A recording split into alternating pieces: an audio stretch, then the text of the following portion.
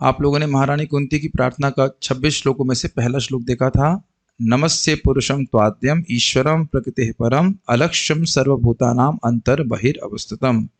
मैं उन आदि पुरुष आपको भगवान श्री कृष्ण को प्रणाम कर रही हूँ जो ईश्वर है, प्रकृति के परे हैं और सभी जीवों के अंदर बाहर होते हुए भी अलक्षित है। उनको लोग नहीं देख पा रहे हैं। बाहर भी भगवान है और अंदर भी भगवान है, लेकिन नहीं देख पा रहे हैं। तो कारण क्या है उसकी व्याख्या वो आज करने वाली है। और आप लोग को ये भी याद होगा कि इसमें भगवान के ईश्वरत्व के 6 गुण वो बोल रही हैं। क्या गुण है? पुरुषम, आद्यम, ईश्वरम, प्रकृति परम, अलक्ष्यम और सर्वभूतानाम अंतर बहिर्अवस्थितम। ये 6 गुण हैं। और अब आगे 3 गुण जो भगवान के ईश्वर के गुण हैं वह 19वें श्लोक में देखने वाले हैं, बताएंगे। और यह भी बताएंगे कि क्यों हम लोग भगवान को नहीं देख पा रहे हैं। देखिए, अब आश्चर्य की बात है ना, जो वस्तु अंदर भी है और बाहर है वो वैसे न दिख करके हमें किस रूप में दिख रही है? इंद्रिय तृप्ति को भोगने वाली वस्तुओं के रूप में दिखाई पड़ रही है। ये समझ रहे हैं इस बात को? हर वस्तु को देखते हैं तो या तो एक दो ही एनालिसिस होते हैं, क्या ये मेरे भोग के लिए है, क्या मेरे भोग के लिए नहीं है। नहीं है तो छोड़िए, है तो कुछ प्राप्त करने का प्रयास करते हैं। लेकिन वस्तुतः सब जगह भगवान की उपस्थिति है और माया के कारण हम नहीं देख पा रहे हैं। उसको आज के श्लोक में देखेंगे। और हमारे सभी प्रिय भक्तों से अनुरोध है कि इस क्लास के अंत तक ये वाला श्लोक याद कर लीजिए। इस श्लोक को आज नहीं पढ़ा रहा हूँ, ये श्लोक तो कल पढ़ाया था। इसको आज आंख मुंदवा करके पूछा जाएगा, वीडियो ऑन करवा करके और आंख मुंदवा करके गवाया जाएगा जूम के डिवोटीज को। अरे भूल गए, अब तो सबकी हालत खराब। कोई बात नहीं, कोई बात नहीं, we are in devotee association. आंख खोल के बोलेंगे तो भी चलेगा, लेकिन अभी तो हम दूसरा श्लोक देखेंगे। घबराइए मत, क्लास के पहले डराने की आवश्यकता मेरे को नहीं है। लिंक तो समझ में आ रहा है आप लोगों को? क्यों नहीं भगवान को लोग देख पाते, यद्यपि भगवान अंदर बाहर हैं। तो उसको आज आप देखने वाले हैं। मेरे पीछे बोलिए श्वेत। ये मिस्टेक हो गया है थोड़ा सा नंबरिंग में। ये नहीं मिस्टेक नहीं, ठीक है, 19 थी। हम भ्रमित हो गए थे, 19 था। श्रीमद् भागवतम प्रथम स्कंद 8वां अध्याय 19वां श्लोक। माया जवनिकाच्छान्नम अज्ञाधोक्षजम अव्ययम। माया जवनिकाच्छान्नम अज्ञाधोक्षजम अव्ययम। खाने को नहीं मिला, खाने को नहीं मिला आज। माया जवनिकाच्छान्नम अज्ञाधोक्षजम अव्ययम।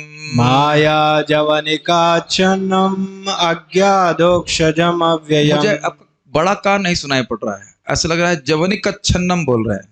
इसमें जवनिकाच्छन्नम, माया जवनिकाच्छन्नम अज्ञाधोक्षजम अव्ययम। माया जवनिकाच्छन्नम अज्ञाधोक्षजम अव्ययम। न लक्ष्यसे मूढ़दृशा नटो नाट्यधरो यथा। न लक्ष्यसे मूढ़दृशा नटो नाट्यधरो यथा। माया जवनिकाच्छान्नम अज्ञाधोक्षजम अव्ययम। माया जवनिकाच्छन्नम अज्ञाधोक्षजम अव्ययम। न लक्ष्यसे मूढ़दृशा नटो नाट्याधरो यथा। न लक्ष्यसे मूढ़दृशा नटो नाट्यधरो यथा। माया जवनिकाच्छान्नम अज्ञाधोक्षजम अव्ययम। माया जवनिकाच्छान्नम अज्ञाधोक्षजम अव्ययम। न लक्ष्यसे मूढ़दृशा नटो नाट्याधरो यथा। न लक्ष्यसे मूढ़दृशा नटो नाट्यधरो यथा। Live devotees would like to, live music जो मेरे सामने है वह कुछ बोल। First you chat. माया जवनिकाच्छन्नम अज्ञाधोक्षजम अव्ययम। माया जवनिकाच्छन्नम अज्ञाधोक्षजम अव्ययम। न लक्ष्यसे मूढ़दृशा नटो नाट्यधरो यथा। न लक्ष्यसे मूढ़दृशा नटो नाट्यधरो यथा। Other devotees? Okay, like last time, we'll have one devotee from Zoom and we'll have one devotee from live. और probably first live devotees and then will ask in sequence zoom devotees. थोड़ा सा उच्चारण करने में कोई दिक्कत तो है नहीं, बोलिए। माया जवनिकाक्षानम अज्ञादोक्षजम अव्ययम। माया जवनिकाच्छन्नम अज्ञातोक्षजमव्ययम् न लक्ष्यसे मूढदृशा नटो नाट्यधरो यथा। न लक्ष्यसे मूढ़दृशा नटो नाट्याधरो यथा। थोड़ा सा गायन की शैली में, गावा तो बहुत अच्छी, थोड़ा गायन की तरह गाना है। ओके, अब हम जूम पे किसको पकड़ेंगे? Akinchan Krishna, yes, first among the devotees, yes, senior devotee, you are senior devotee, go ahead. Okay okay, कैसे भी डिवोटी, चलिए, हाँ बोलिए। न लक्ष्यसे मूढ़दृशा नटो नाट्याधरो यथा। तो आप लोग शायद मतलब आश्चर्य करेंगे, इतनी बार क्यों करवा रहे हैं? आपने कभी देखा है कि कभी टीचर होमवर्क क्लासरूम में कराता है? तो मुझे पता है कि पीछे तो याद करने वाले हैं नहीं, तो यही कम से कम 8-10 बार बुलवा दें तो याद हो गया होगा। चलिए आंख बंद कीजिए, इससे पहले वाला श्लोक बोलिए। नमस्ते पुरुषं त्वाद्यम ईश्वरं प्रकृते परम अलक्ष्यं सर्वभूतानां अंतर्बहिरवस्थितम्। आगे इसको बोलने का प्रयास कीजिए, आंखें बंद करके। माया जवनिकाच्छानम अज्ञातोक्षजमव्ययम् न लक्ष्यसे मूढ़दृशा नटो नाट्यधरो यथा। ठीक है, तो होमवर्क हो गया, और तो कहीं श्लोक याद नहीं करेंगे, यही बैठ के याद कर लीजिए। ठीक है, good. Now let us go forward. इसका अनुवाद देखते हैं। सीमित इंद्रिय ज्ञान से परे होने के कारण आप ठगनी शक्ति माया के पर्दे से ढके रहने वाले शाश्वत अव्यय तत्व हैं। आप मूर्ख दर्शक के लिए ठीक उसी प्रकार अदृश्य रहते हैं जिस प्रकार अभिनेता के वस्त्र पहना हुआ कलाकार पहचान में नहीं आता। श्लोक देखिए। माया जवनिका आच्छान्नम, माया रूपी जवनिका, जवनिका मतलब तिरस्करणी अर्थात पर्दे, माया के पर्दे से आप ढके रहते हैं। तो समझ में आ गया कि क्यों लक्षित नहीं होते? यद्यपि सब जगह हैं फिर भी लक्षित क्यों नहीं होते, दिखते क्यों नहीं है? क्योंकि वह माया के पर्दे से ढक लिए गए हैं। अच्छा अच्छा अच्छा अच्छा, माया ने भगवान को ढक लिया है, समझ गया, मैं समझ गया, बहुत आसान बात नहीं। अज्ञा अधोक्षजम, जो अज्ञ हैं उनके द्वारा ढके गए हैं, उनके लिए भगवान ढके गए हैं। अर्थात भगवान नहीं ढके गए हैं, वो लोग ढके हुए हैं माया के द्वारा, इसलिए भगवान को सोच रहे हैं, भगवान नहीं दिख रहे उनको। जैसे सूर्य बादलों के द्वारा नहीं ढकता है, हमारी दृष्टि बादल के द्वारा ढक जाती है, जिस कारण से हम सूर्य को नहीं देख पाते। ठीक है, इस कारण से अज्ञ न लक्ष्य से आपको नहीं देख पाते। तो किस कारण से नहीं देख पाते? क्योंकि माया रूपी पर्दे से भगवान ढके रहते हैं। और वो माया किसकी है? भगवान की ही। जैसे बादलों का निर्माण कौन किया? सूर्य ने ही, लेकिन ढका किसको? सूर्य को। हैं, बादल ने किसको ढका? जो बादल के नीचे हैं उनको ढका। ये ग्रहण करना होगा कि जो लोग बादल के ऊपर हैं उनके लिए सूर्य कभी ओझल नहीं है। समझ रहे ना बात? जो लोग गुणों के द्वारा, प्रकृति के गुणों के द्वारा ढके हुए हैं उनको भगवान नहीं समझ में आते, लेकिन जो प्रकृति के पार हैं, जैसे कि माता कुंती यहां हम देख रहे हैं, उनके लिए भगवान कभी दृष्टि से ओझल नहीं होते। तो बादल की सत्ता नहीं है, शक्ति नहीं है कि सूर्य को ढक दे। और ऐसे कहें कि जो बादल के नीचे रहने वाले हैं उनको, उनके लिए सूर्य ने अपने आप को ही बादल से ढक लिया है, तो सही होगा? ये भी सही बात है। बादल उन्हीं की शक्ति है और बादल का स्वरूप सूर्य से बहुत अलग है, इसकी व्याख्या हम पहले भी कर चुके हैं। बादल में कितना तेज है? बिल्कुल भी नहीं है। और सूर्य में कितना जल है? बिल्कुल भी नहीं है। तो आप देख सकते हैं कि भगवान का स्वरूप और माया का स्वरूप बिल्कुल अलग अलग है, लेकिन माया भगवान की ही शक्ति है। जैसे कि आप भगवत गीता में भी सुनते हैं, नाहम प्रकाशः सर्वस्य योग माया समावृता। मूढ़, यहां भी मूढ़ है, वहां पे भी मूढ़ है। मूढ़ोयम ना भी जानाति लोको माम अजम अव्ययम, यहां पे भी अव्ययम शब्द है।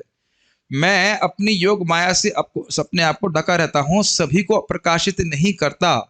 नाहम प्रकाशः सर्वस्य योग माया समावृता, योग माया के द्वारा सम्यक रूप से आवृत रहता हूँ। सेम चीज, आच्छन्न रहता हूँ। जो गीता में सुने हैं वही भागवत में सुन रहे हैं, ठीक है। योग माया से मतलब मूढ़ो अयम ना भी जानती, अयम ये बात है, मूढ़ लोग नहीं जानते हैं कि लोको माम अजम अव्ययम, मैं अज हूं, मैं अजन्मा हूं और अव्यय हूं। तो यहाँ पे भी आ रही है कि अज्ञ लोग हैं वह भगवान को नहीं समझ रहे हैं कि किस प्रकार भगवान अधोक्षज हैं। अर्थात अक्ष मतलब होता है आंख और ज मतलब उत्पन्न। अक्ष ज का अर्थ क्या होगा? आंख से उत्पन्न, अर्थात आंख से उत्पन्न ज्ञान के भगवान परे हैं। उपलक्षण से अन्य किसी भी इंद्रियों से जनित ज्ञान से भगवान परे हैं, ये अर्थ होगा अधोक्षज शब्द का। कई बार समझाया है लेकिन शायद लोग भूल जाते हैं, तो फिर से मैं रिपीट कर रहा हूं। अध अक्षज, अध मतलब नीचे रह जाना, अक्षज मतलब आंखों से उत्पन्न, और आंखों से उत्पन्न का अर्थ हो गया कि अन्य इंद्रियों से उत्पन्न ज्ञान भी जो है वह भगवान के नीचे ही रह जाता है, ठीक है।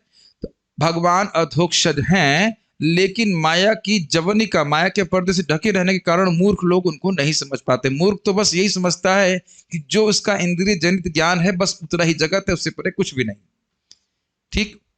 और कैसे हैं अव्ययम? अव्ययम शब्द को बड़ा अच्छी बात, दो तरह से, कई तरह से व्याख्या की गई। एक बड़ी इंटरेस्टिंग व्याख्या है कि अव्ययम का अर्थ है कि उनमें कोई परिवर्तन नहीं आता, अपरिच्छिन्न है, कहीं कटे नहीं है, असीमित है। और एक इंटरेस्टिंग बात यह भी है कि उन्हें कोई फर्क भी नहीं पड़ता।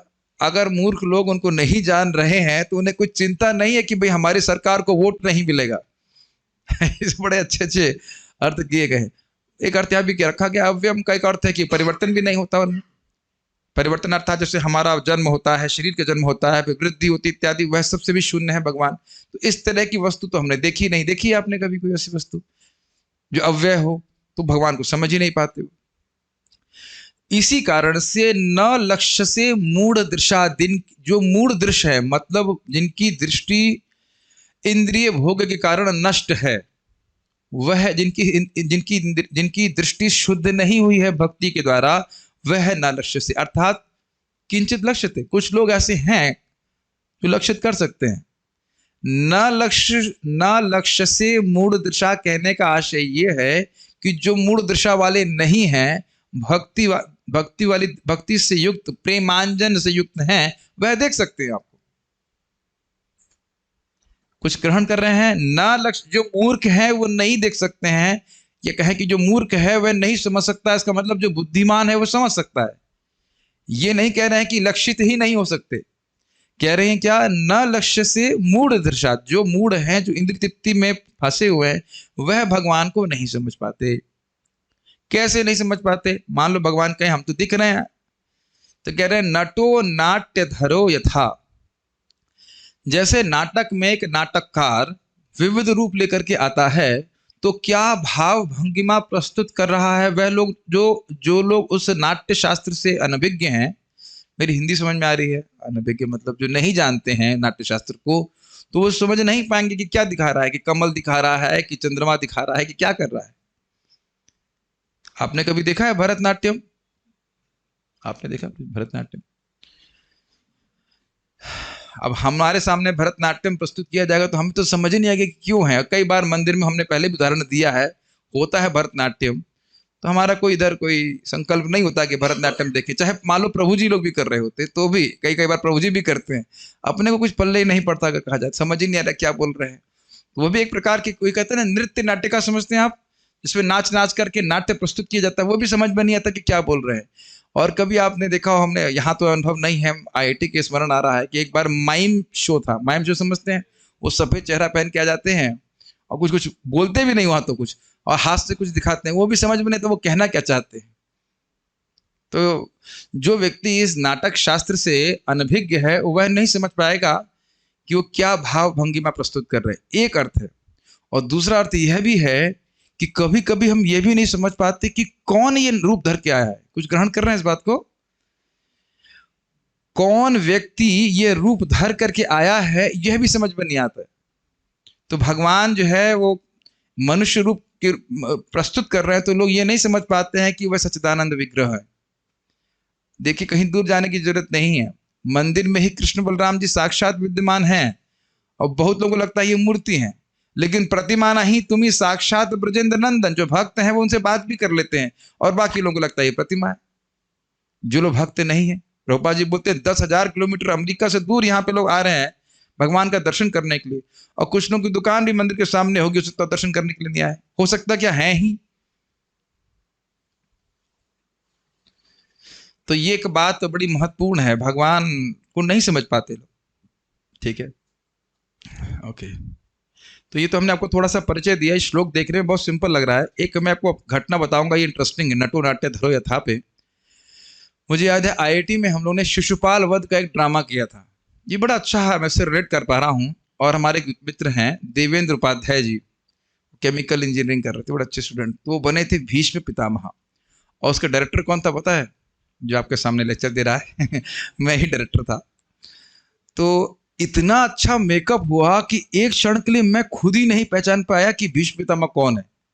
वो लोग मेकअप करके आए तो मैं एकदम कुछ क्षण के लिए मैं ही चकित रह गया, अरे ये क्या है, ये कौन है। और बाकी लोग तो बिल्कुल समझ नहीं पाए कि ये कौन है। वो मेकअप आर्टिस्ट इतना बढ़िया था कि उतना समझ ही नहीं पाया कि ये व्यक्ति है कौन। और अच्छा रोल भी किया था, शिशुपाल मूर्ख है ऐसे करके, बड़ा अच्छा रोल किए थे वो। लेकिन वो अनुभव मैं देख रहा हूँ किस प्रकार से हम समझ नहीं पाते कौन है। कभी कभी आप देखिए ड्रामा बहुत अच्छा होता है, ऐसा मेकअप करता है व्यक्ति कि समझ ही नहीं पाएगा असली जीवन में कौन है वो। फिल्मों में भी इस प्रकार से होता है। फिल्म तो खैर आप लोग नहीं जानते, लेकिन नाटक का उदाहरण आप लोग समझते होंगे, है कि नहीं?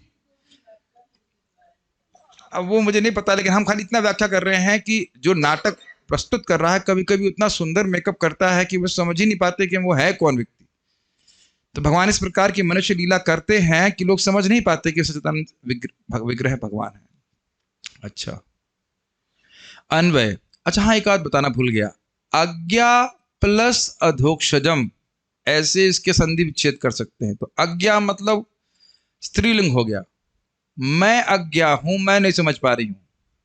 ठीक, अब इसको ऐसे करिए, अज्ञा प्लस अधोक्षजम, तब भी यही जोड़ करके बनेगा ना। तो जाके जो मूर्ख लोग हैं वह नहीं समझ पा रहे हैं।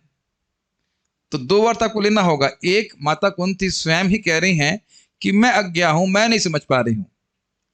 और दूसरा अर्थ है कि जो लोग मूर्ख हैं वो नहीं समझ पा रहे हैं, मतलब दैन्यवश भी कह रही है कि मैं नहीं समझ पा रही हूं। अपने को ले लीजिए, नहीं समझ पा रहे हैं इस बात को। अज्ञा, मैं अज्ञा हूं, मैं मूढ़ हूं, मैं नहीं समझ पा रही हूं। जबकि आपने क्या सुना था कल, भगवान का महान ऐश्वर्य उनके हृदय में उदित हो रहा है, इसलिए वो बोल रही हैं स्वतःस्फूर्त भाव से। तो यह उनकी दैन्यता है, जिस कारण वो कह रहे हैं कि मैं अज्ञा हूं, मैं मूर्खा हूं, मैं नहीं समझ पा रही हूं। और वैसे सिद्धांत से लें तो अज्ञा प्लस अधोक्षजम, जो लोग अज्ञ हैं, जो जानते नहीं भगवान को, भगवान के विषय में सुना नहीं, वो नहीं जानते भगवान को, क्योंकि इंद्रिय जनित ज्ञान से भगवान परे हैं। कुछ ज्यादा टफ हो रहा है? हाँ, कभी पढ़ेंगे नहीं तो और आसान लगेगा। अन्वय, अहम अज्ञा, तो अगर आप अज्ञा प्लस अधोक्षजम लेंगे तो उस तरह से अन्वय होगा, अन्यथा अज्ञ भी कह सकते हैं, फिर वहां पे अहम हट जाएगा, अहम सप्लाई किया गया। अहम अज्ञा, मैं तो भक्ति योग से अनभिज्ञ हूं, माया जवनिकाच्छन्नम, और आप अपनी माया रूपी जवनिका अर्थात पर्दे से अपने को ढके रहते हैं, खुद को छुपाए रखते हैं। पर्दा उनको नहीं दबाए रखा हुआ है। जैसे हमारा स्वरूप माया के द्वारा तिरोहित है और उसमें हमारा कोई नियंत्रण नहीं है, भगवान इस प्रकार से तिरोहित स्वरूप नहीं होते कि उनको पता ही नहीं कि वो है कौन। वो खाली अपनी इच्छा से ऐसा करते हैं ताकि जो लोग भक्ति योग नहीं कर रहे हैं उनके सामने वो प्रकाशित ना हो। अधोक्षजम, आप भौतिक बोध की सीमा से परे हैं, अर्थात इंद्रिय जनित ज्ञान से परे हैं। अव्ययम, अर्थात अविनाशी या अपरिच्छिन्न। इसका अर्थ क्या है? अविनाशी मतलब देखिए, क्या आप ये मानते हैं कि हमारे शरीर का क्षण क्षण विनाश हो रहा है, परिवर्तित हो रहा है और हम इसमें कोई कंट्रोल नहीं कर सकते? क्या भगवान का इस प्रकार से? नहीं जी नहीं। भगवान 16 साल तक प्रतीत होता है कि बढ़ रहे हैं और उसके बाद यथावत रहते हैं। ठीक है, तो इसलिए भगवान पर काल का प्रभाव नहीं है। और अपरिच्छिन्न का अर्थ क्या है? परिच्छिन्न का अर्थ आप जानते हैं लिमिटेड समय में है आज, हम लोग कल इस रूप में नहीं रहेंगे, काल सीमितता। उसके बाद और कौन सी सीमितता होती है? स्थान सीमितता, मैं यहां हूं तो वहां नहीं हूं। और वस्तु परिच्छिन्नता, ये वस्तु यहाँ है, ये वस्तु है तो वो वस्तु वो नहीं है। तो भगवान से, भगवान की शक्ति पूरा जगत है एक दृष्टि से, तो भगवान से अभिन्न है। दूसरा, भगवान हर काल में है। और तीसरा, भगवान काल, वस्तु और स्थान, हर स्थान में भगवान है। तो इस प्रकार से भगवान अपरिच्छिन्न है, तो अव्यय है, तो उसको समझ नहीं पाते। ऐसा कौन व्यक्ति जिसको इसमें ऐसे गुण हो? हम तो किसी ऐसे व्यक्ति से मिलते नहीं हैं। इसीलिए जो निर्विशेषवादी हैं वह ऐसी धारणा नहीं कर पाते कि परम सत्य के व्यक्ति हैं, क्योंकि सोचते व्यक्ति मतलब सीमित, परिच्छिन्न। क्योंकि अगर रूप की बात करेंगे तो उसकी, उस रूप की कोई लिमिट होनी चाहिए कि नहीं? धारण कर रहे हैं इस बात को। अगर आप किसी भी रूप की बात करेंगे तो क्या वो लिमिटेड होगा कि नहीं होगा? ये बहुत फिलोसफिकल बात हो रही है। रूप मतलब आकार, आकार का मतलब कहीं उसका लिमिट होगा कि नहीं? तो लेकिन वो कहेंगे नहीं, परम सत्य तो असीमित है, तो उसका रूप नहीं होगा। लेकिन ये धारणा भौतिक रूप के ऊपर है, इसीलिए तो वो समझ नहीं पाते कि भगवान का आध्यात्मिक स्वरूप है वो एकदम छोटे से दिख रहे हैं, लेकिन पूरा ब्रह्मांड उनके अंदर है। क्या माता यशोदा को नहीं दिखाया? तो भौतिक रूप की कल्पना या धारणा का आरोप भगवान के ऊपर नहीं करना चाहिए। तो कह रहे हैं भगवान अव्यय है, अविनाशी, अपरिच्छिन्न। लोग नहीं समझ पा रहे। क्यों नहीं समझ पा रहे हैं? तो दृष्टांत के द्वारा कह रहे हैं, नाट्यधर नटः, अभिनेता के वस्त्र पहना हुआ कलाकार, नाट्यधर। यथा, जिस प्रकार मूढ़ दृशा न लक्ष्य से, मूर्ख दर्शक के लिए पहचान में नहीं आता है, वैसे आप भी मूर्ख व्यक्तियों के लिए लक्षित नहीं होते हैं। और एक बात इस दृष्टांत में और बैठेगी कि जो नाटककार है वह ड्रेस स्वयं पहनता है, कोई जबरदस्ती उसको नहीं पहनाता है, कुछ प्रयोजन लेकर के वह स्वयं ड्रेस पहनता है। तो it can be just made dim, not turbo. तो नाट्यकार स्वयं कुछ वस्त्र पहनता है कोई प्रयोजन लेकर के। तो भगवान यहाँ पे आकर लीला संपन्न करते हैं, आप जानते हो, अपने भक्तों को सुख देने के लिए। लेकिन जो मूढ़ दृश्य है, जो भगवान की भक्ति से हीन है, वो भगवान को नहीं समझ पाते। इतना आसान नहीं है। तो आपने कौन से 3 गुण सुने?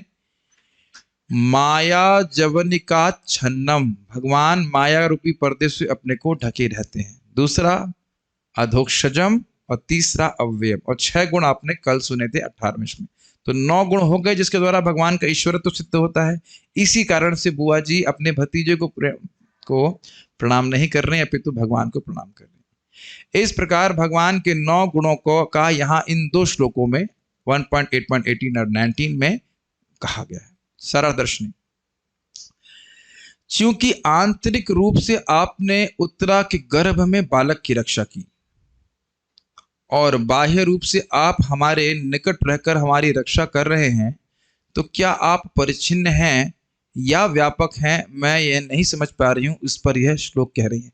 तो आप देख रहे हैं कि यहाँ इसको अज्ञा से लेना होगा। मैं नहीं समझ पा रही हूँ, अज्ञ हूँ मैं नहीं जान पा रही हूँ कि आप सब जगह हैं कि एक स्थान में है, इत्यादि इत्यादि। देखिए, ऐसा नहीं है कि हम भक्त हो जाएंगे तो भगवान को पूरा पूरा समझ लेंगे। भगवान को पूरा पूरा कोई नहीं समझ सकता है, लेकिन जितना जितना प्रेम बढ़ेगा उतना उतना हम अधिक समझेंगे। जैसे मान लीजिए कोई समुद्र में कूद गया तो वो और अधिक समझ रहा है उस व्यक्ति से जो कूदा नहीं है, लेकिन इसका अर्थ यह नहीं कि वो पूरा समझ रहा है। ऐसा बोल सकता है वो? ऐसा बोल सकता है कि वो पूरा पूरा समझ रहा है? नहीं। ठीक है,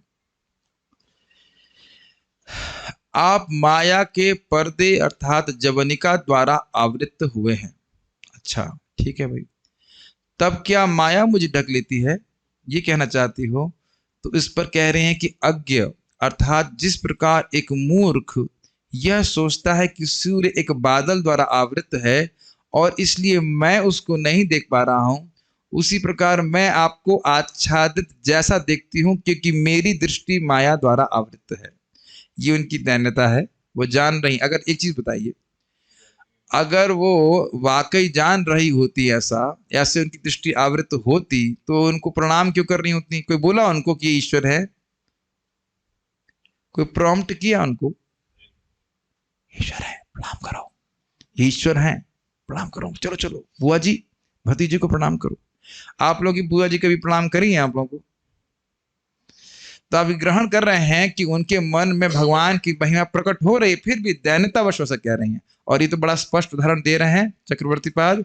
अभी मैंने व्याख्या पहले कर दी। बादल जिस प्रकार सूर्य को नहीं ढक सकता है, लेकिन बादल सूर्य की ही शक्ति है, जिसके द्वारा जो लोग बादल के नीचे हैं उनकी दृष्टि से सूर्य ओझल हो जाता है। लेकिन जो बादल के परे हैं वह सदा सर्वदा सूर्य को देखने में सामर्थ्य उनका होता है, वो कभी उनसे ओझल नहीं होते। तस्याहम न प्रणश्यामि न च में सच प्रणश्यति करके गीता का श्लोक है। युमाम पश्यति सर्वत्र सर्वत्र माम सर्वम चा मयि पश्यति तस्याहम न प्रणश्यामि तस्याहम न प्रणश्यति, ऐसे करके सचा में न प्रणश्यति। जो सदा ही सर्वत्र मुझे देखता है उसके लिए मैं कभी नष्ट नहीं होता, उसकी दृष्टि से मैं कभी ओझल नहीं होता। लेकिन जो माया से प्रभावित हैं वह भगवान को नहीं देख पाते हैं। ये काफी इंटरेस्टिंग पॉइंट है अगर हम अपने पे अप्लाई करें। कई बार लोग कहते हैं कि हम भगवान के विग्रह को भगवान से अभिन्न कैसे देखें। आप कैसे देखेंगे बताइए?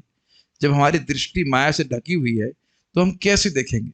हमको इसीलिए श्रीमद् भागवतम के श्रवण के द्वारा, शास्त्र श्रवण के द्वारा अपनी श्रद्धा शास्त्र के द्वारा पोषित करनी चाहिए, ना कि अपनी इंद्रिय जनित ज्ञान के द्वारा। भले ही हम अपनी इंद्रियों का प्रयोग भगवान को देखने में कर रहे हैं, लेकिन भगवान के संबंध में जो ज्ञान है वह इंद्रिय जनित नहीं होता।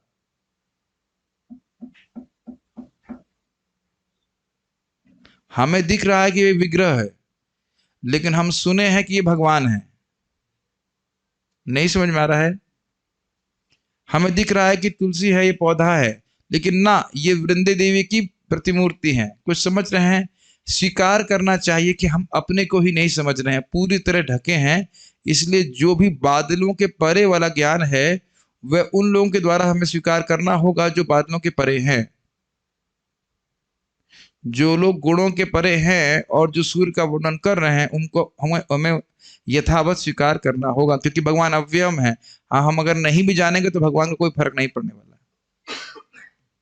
जैसे 5 करोड़ उल्लू अगर एक बैठक करें और घोषणा करते हैं कि हम सूर्य को नहीं मानते, आज से सूर्य की सत्ता समाप्त है, और यदि सूर्य अपने आप को प्रमाणित करना चाहता है तो हमारे समक्ष तुरंत उपस्थित हो। और आप जानते हैं कि जैसे सूर्य उदित होगा उन लोगों को दिखना बंद हो जाएगा। ये स्थिति है। तो भगवान को कोई फर्क नहीं पड़ता अगर दुनिया के लोग उनको नहीं जानते। उनकी सत्ता बनी हुई, और ध्यान देना होगा खाली पृथ्वी के लोग नहीं जानते हैं, बाकी सारे ग्रहों के लोग जानते हैं कि भगवान कौन है। वो भले उनकी बात ना माने, वो असुर हैं, लेकिन कुछ लोग असुर हैं तो, लेकिन फिर भी पता है कि कृष्ण भगवान है। केवल पृथ्वी में ही इस प्रकार का ज्ञान व्याप्त है, तो ये समझना होगा। तो हम लोग माया के द्वारा आवृत हैं। ऐसा क्यों? तो क्यों नहीं समझ पा रहे हैं? तो कह रहे हैं कि अधोक्षजम, अर्थात आप इंद्रिय जनित ज्ञान के परे हैं। क्या इसका अर्थ समझते हैं? मैं पूछ लूंगा, अगर हाँ बोला है तो आप कुछ सोच लीजिएगा, मैं पूछ लूंगा कि अर्थ क्या है इंद्रिय जनित ज्ञान का। चलिए आप बताइए रुद्र प्रभु, इंद्रिय जनित ज्ञान का अर्थ क्या होता है? क्या होता है इंद्रिय का अर्थ क्या होता है? भौतिक बोध की सीमा से परे है भगवान। ये तो आपने याद कर लिया ट्रांसलेशन से। समझाइए इंद्रिय जनित ज्ञान का अर्थ क्या होता है? इंद्रियों से मतलब आवृत हूँ जिससे। बोलिए, ट्राई कीजिए, इससे पहले कि हम आगे जाएं। हालांकि मैं बोलते जा रहा हूँ, जो बोलते जा रहा ज्ञान हूँ। हम अपने इंद्रियों के द्वारा, जैसे कान, नाक, आंख के द्वारा जो ज्ञान लेते हाँ, हैं। जो भौतिक ज्ञान हम, जो आंखों का इंद्रियों का संपर्क किसी उनके तन्मात्रा से, रूप रस गंध आदि से होता है, उसको हम ग्रहण कर लेते। खाने की कोई अच्छी वस्तु, हाँ बड़ी अच्छी है, सुंदर लग रही देखने में, सूंघने में बड़ी अच्छी है। इस प्रकार के ज्ञान से भगवान का ज्ञान पूरी तरह परे है, इसलिए उनको अधोक्षज कहते हैं। समझ में आ गया है? ठीक है, नेक्स्ट। किसी मूर्ख के ज्ञान के भांति, जैसे महाराज समझा रहे थे, कुछ लोग रिसर्च स्कॉलर होते हैं और वो कहते हैं हम रिसर्च करेंगे कि भगवान कृष्ण क्या कोई ऐतिहासिक व्यक्ति थे या नहीं थे। अब भगवान तुम्हारे ज्ञान की अपेक्षा करेंगे ना, कभी भगवान को नहीं पकड़ सकते। भगवान है नहीं है वो कभी नहीं समझ पाएंगे। किसी मूर्ख के ज्ञान के भांति, क्योंकि मेरा ज्ञान मेरी इंद्रियों से उद्भूत होता है, इसलिए मेरे पास आपको संपर्क करने की शक्ति नहीं है। तो बार बार ध्यान दीजिएगा, वो अज्ञा, संधि विच्छेद क्या होगी? अज्ञा प्लस अधोक्षजम। तो अपने को अज्ञ कह नहीं, दैन्यतावश, इसलिए इस प्रकार से बोले। मेरी भी इंद्रियां अपूर्ण है तो मैं आपको समझ नहीं पा रही। इसीलिए भगवान के संबंध में जो भी ज्ञान है वह परंपरा में प्राप्त शास्त्र जो हैं उनके द्वारा हमें स्वीकार करना चाहिए। ये बात ध्यान रखिएगा कि भले जैसे हम लोग हरे कृष्ण मंत्र जप करते हैं, हमको भले ही अभी अनुभव नहीं है कि ये साक्षात भगवान हैं, लेकिन हम अपनी श्रद्धा को अपने वर्तमान के अनुभव पर आधारित नहीं करते हैं। ये समझ में आता है? मैं फिर से रिपीट कर रहा हूं, ये बात शायद नहीं समझ में आ रही है। हम अपनी श्रद्धा को अपने वर्तमान अनुभव पे बिल्कुल नहीं आधारित करते। जब कर रहे हैं मन नहीं लग रहा है, हमने क्या सुना है कि कृष्ण के एक नाम में अनंत सुख है, अभी भले ही अनुभव नहीं है लेकिन शास्त्र का वचन सही है, इस प्रकार से हमें जीवन जीना है। इसलिए हम रोज जप करते हैं। कब तक करते हैं? जब तक इस प्रकार का अनंत सुख प्राप्त ना होने लग जाए। कुछ नहीं समझ आ रहा है, नहीं आओ आप प्रयास तो कर रहे हैं। पर श्रीमद् भागवतम भगवान से अभिन्न है। भले ही हमको अभी समझ में नहीं आ रहा है, वैसे अच्छा तो लग ही रहा है, लेकिन अभी सब अनुभव जो होगा, रियलाइजेशन जो होगा वो तो भाव स्तर पे होगा। तो भक्ति करने से भाव स्तर पे पहुंचेंगे ना, कि अपने से ही पहुंच जाएंगे? बताइए, सोचते रहेंगे, मनोधर्म करते रहेंगे तो नहीं पहुंचेंगे। तो ये हमारे लिए बहुत बड़ी शिक्षा है कि समझना हो कि हमारी इंद्रियां अपूर्ण हैं। भगवान के संबंध में जो बात आचार्यगण बोल रहे हैं, शास्त्र में लिखा, वो एक एक बात सत्य है, भले ही इस समय हमारे इंद्रियों से जो जनित ज्ञान है उससे मैच ना करता हो। हे भगवान, मेरे पास और सामर्थ्य नहीं है कुछ समझाने का, आप लोग ध्यान दीजिएगा, अपने आप समझ लीजिएगा। इसलिए मेरे पास आपको संपर्क करने की शक्ति नहीं, और मेरे जैसे निकृष्ट व्यक्तियों के द्वारा गे ना होने पर भी आपको कोई क्षति नहीं है। इस पर कह रही हैं कि अव्ययम, अर्थात इससे आप पर कोई प्रभाव नहीं पड़ता। ये समझ में? अव्यय मतलब निर्विकार।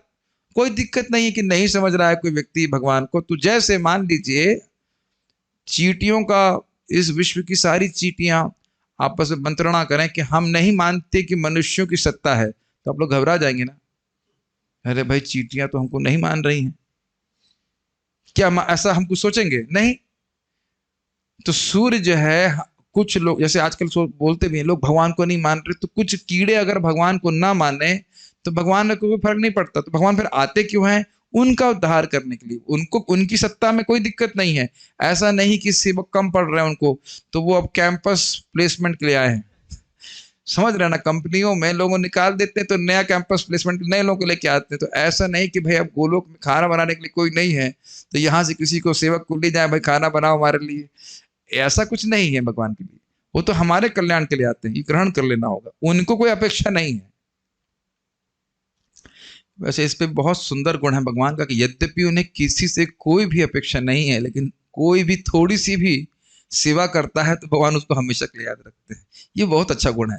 इससे पहले मैं आगे जाऊँ, ये मैं बोलना ही चाह रहा था, इसको मैं बोल देता हूँ कि देखिए, किसी ऐसे व्यक्ति की सेवा करना जो आपसे कुछ भी अपेक्षा ना करता हो और हर छोटी सी सेवा के लिए हमेशा के लिए कृतज्ञ है, क्या उस व्यक्ति की सेवा करना बहुत आसान होगा कि नहीं?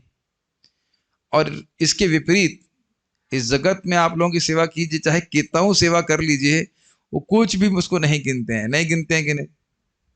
महाराज इस पे बहुत हंसी कर रहे थे, कह रहे थे अब पता नहीं भारत में क्या स्थिति है, हमें तो कुछ ज़्यादा पता नहीं है, स्वाभाविक सी बात है क्योंकि उस संबंध में हम लोग कभी फंसे नहीं हैं। लेकिन बोले थे विदेशों में प्रायः जो स्त्रियां हैं, मतलब पत्नी है, अगर उसको हर 2 घंटे में ये मत बोलो कि आई लव यू तो उसको लगेगा कि नहीं, ये तो हमसे प्रेम नहीं कर रहा है, किसी और से कर रहा है। तो हर 3-4 घंटे में बोलना पड़ता है, dear I love you, I love you, I really love you, ऐसे करके बोलना पड़ता है। नहीं तो उसे लगेगा नहीं, तो हमसे प्रेम ही नहीं कर रहा है।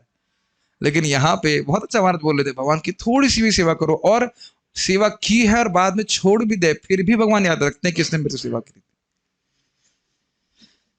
कितना अंतर है ना। हम खाली अव्ययम का उल्टा बोल रहे थे कि मतलब अव्ययम का उल्टा इन द सेंस कि भगवान की सेवा करते हैं तो भगवान भले ही इस जगत के परे हैं, फिर भी भगवान उसको याद रखते हैं। ये भगवान का गुण मुझे बहुत अच्छा लगता है। परंतु आप मुझे प्रत्यक्ष देखती हैं और मेरी स्तुति करती हैं। आप जानती हैं कि मैं प्रकृति के परे हूं। अभी तो पिछले श्लोक में बोला था आपने, कुंती वाचा, मुझे तो श्लोक भी याद हो गया है, नमस्ते पुरुषम शायद यही तो बोली थी आप।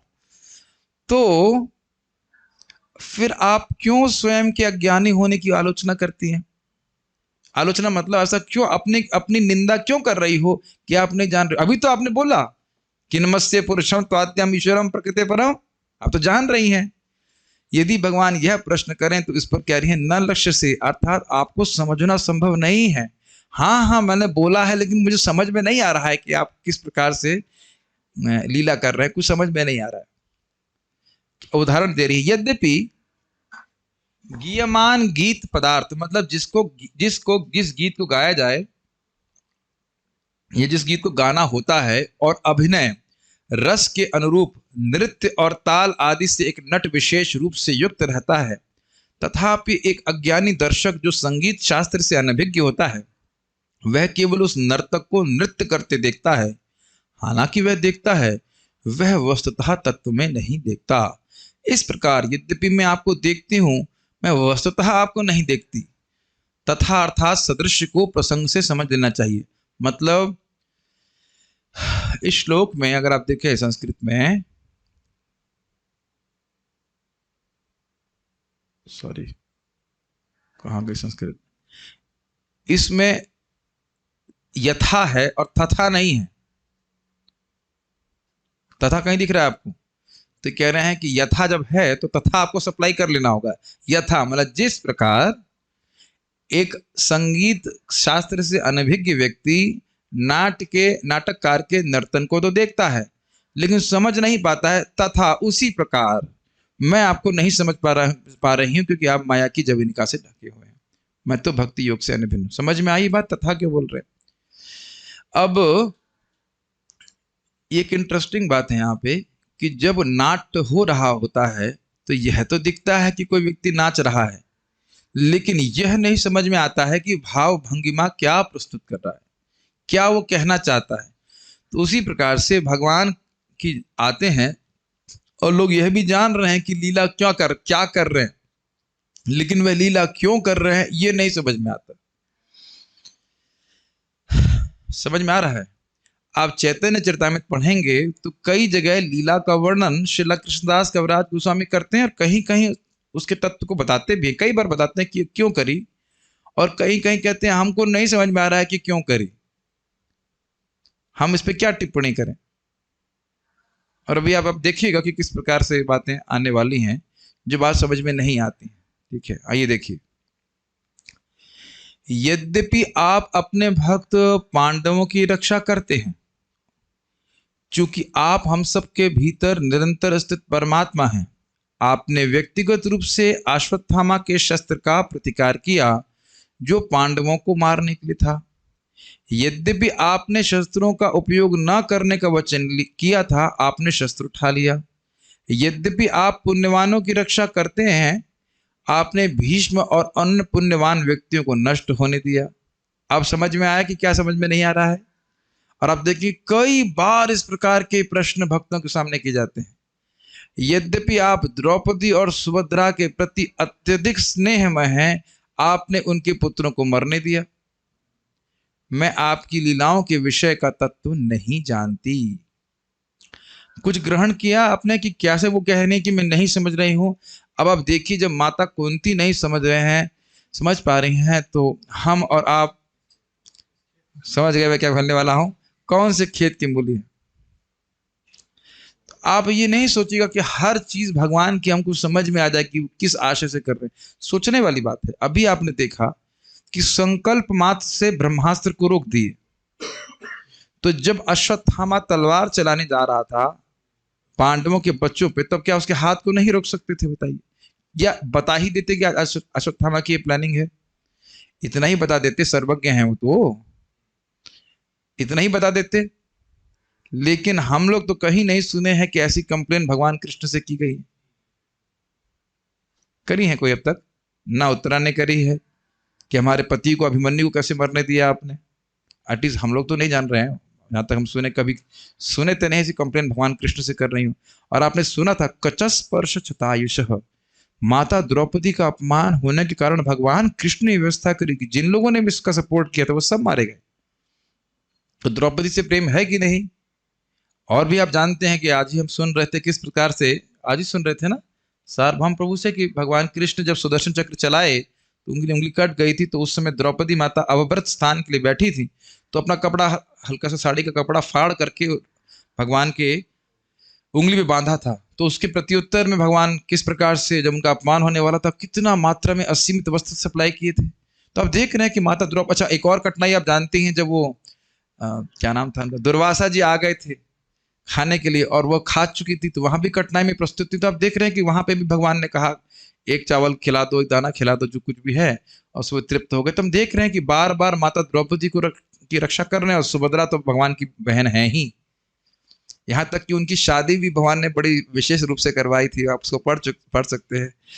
अर्जुन का सन्यासी से फॉल डाउन करवाया था सन्यासी बनाया, उसके बाद वो उसमें द्वारका में रहते हैं और ऐसा सन्यासी बनाया। हाँ, ये भी इंटरेस्टिंग बात है, इससे प्रसंग में है, एक छोटा सा प्रसंग आ रहा तो मैं बोल दे रहा हूँ कि अर्जुन 1 साल के लिए घूम रहे थे, मतलब बाहर घूम रहे थे। उसका भी कारण था कि 5 पांडवों के बीच में एक प्रकार का एग्रीमेंट था कि हर साल एक व्यक्ति, मतलब जो है, द्रौपदी के संग रहेंगे, और उस बीच में अगर कभी कोई व्यक्ति आ गया तो उसको वनवास जाना पड़ेगा, 1 साल के लिए बाहर जाना पड़ेगा।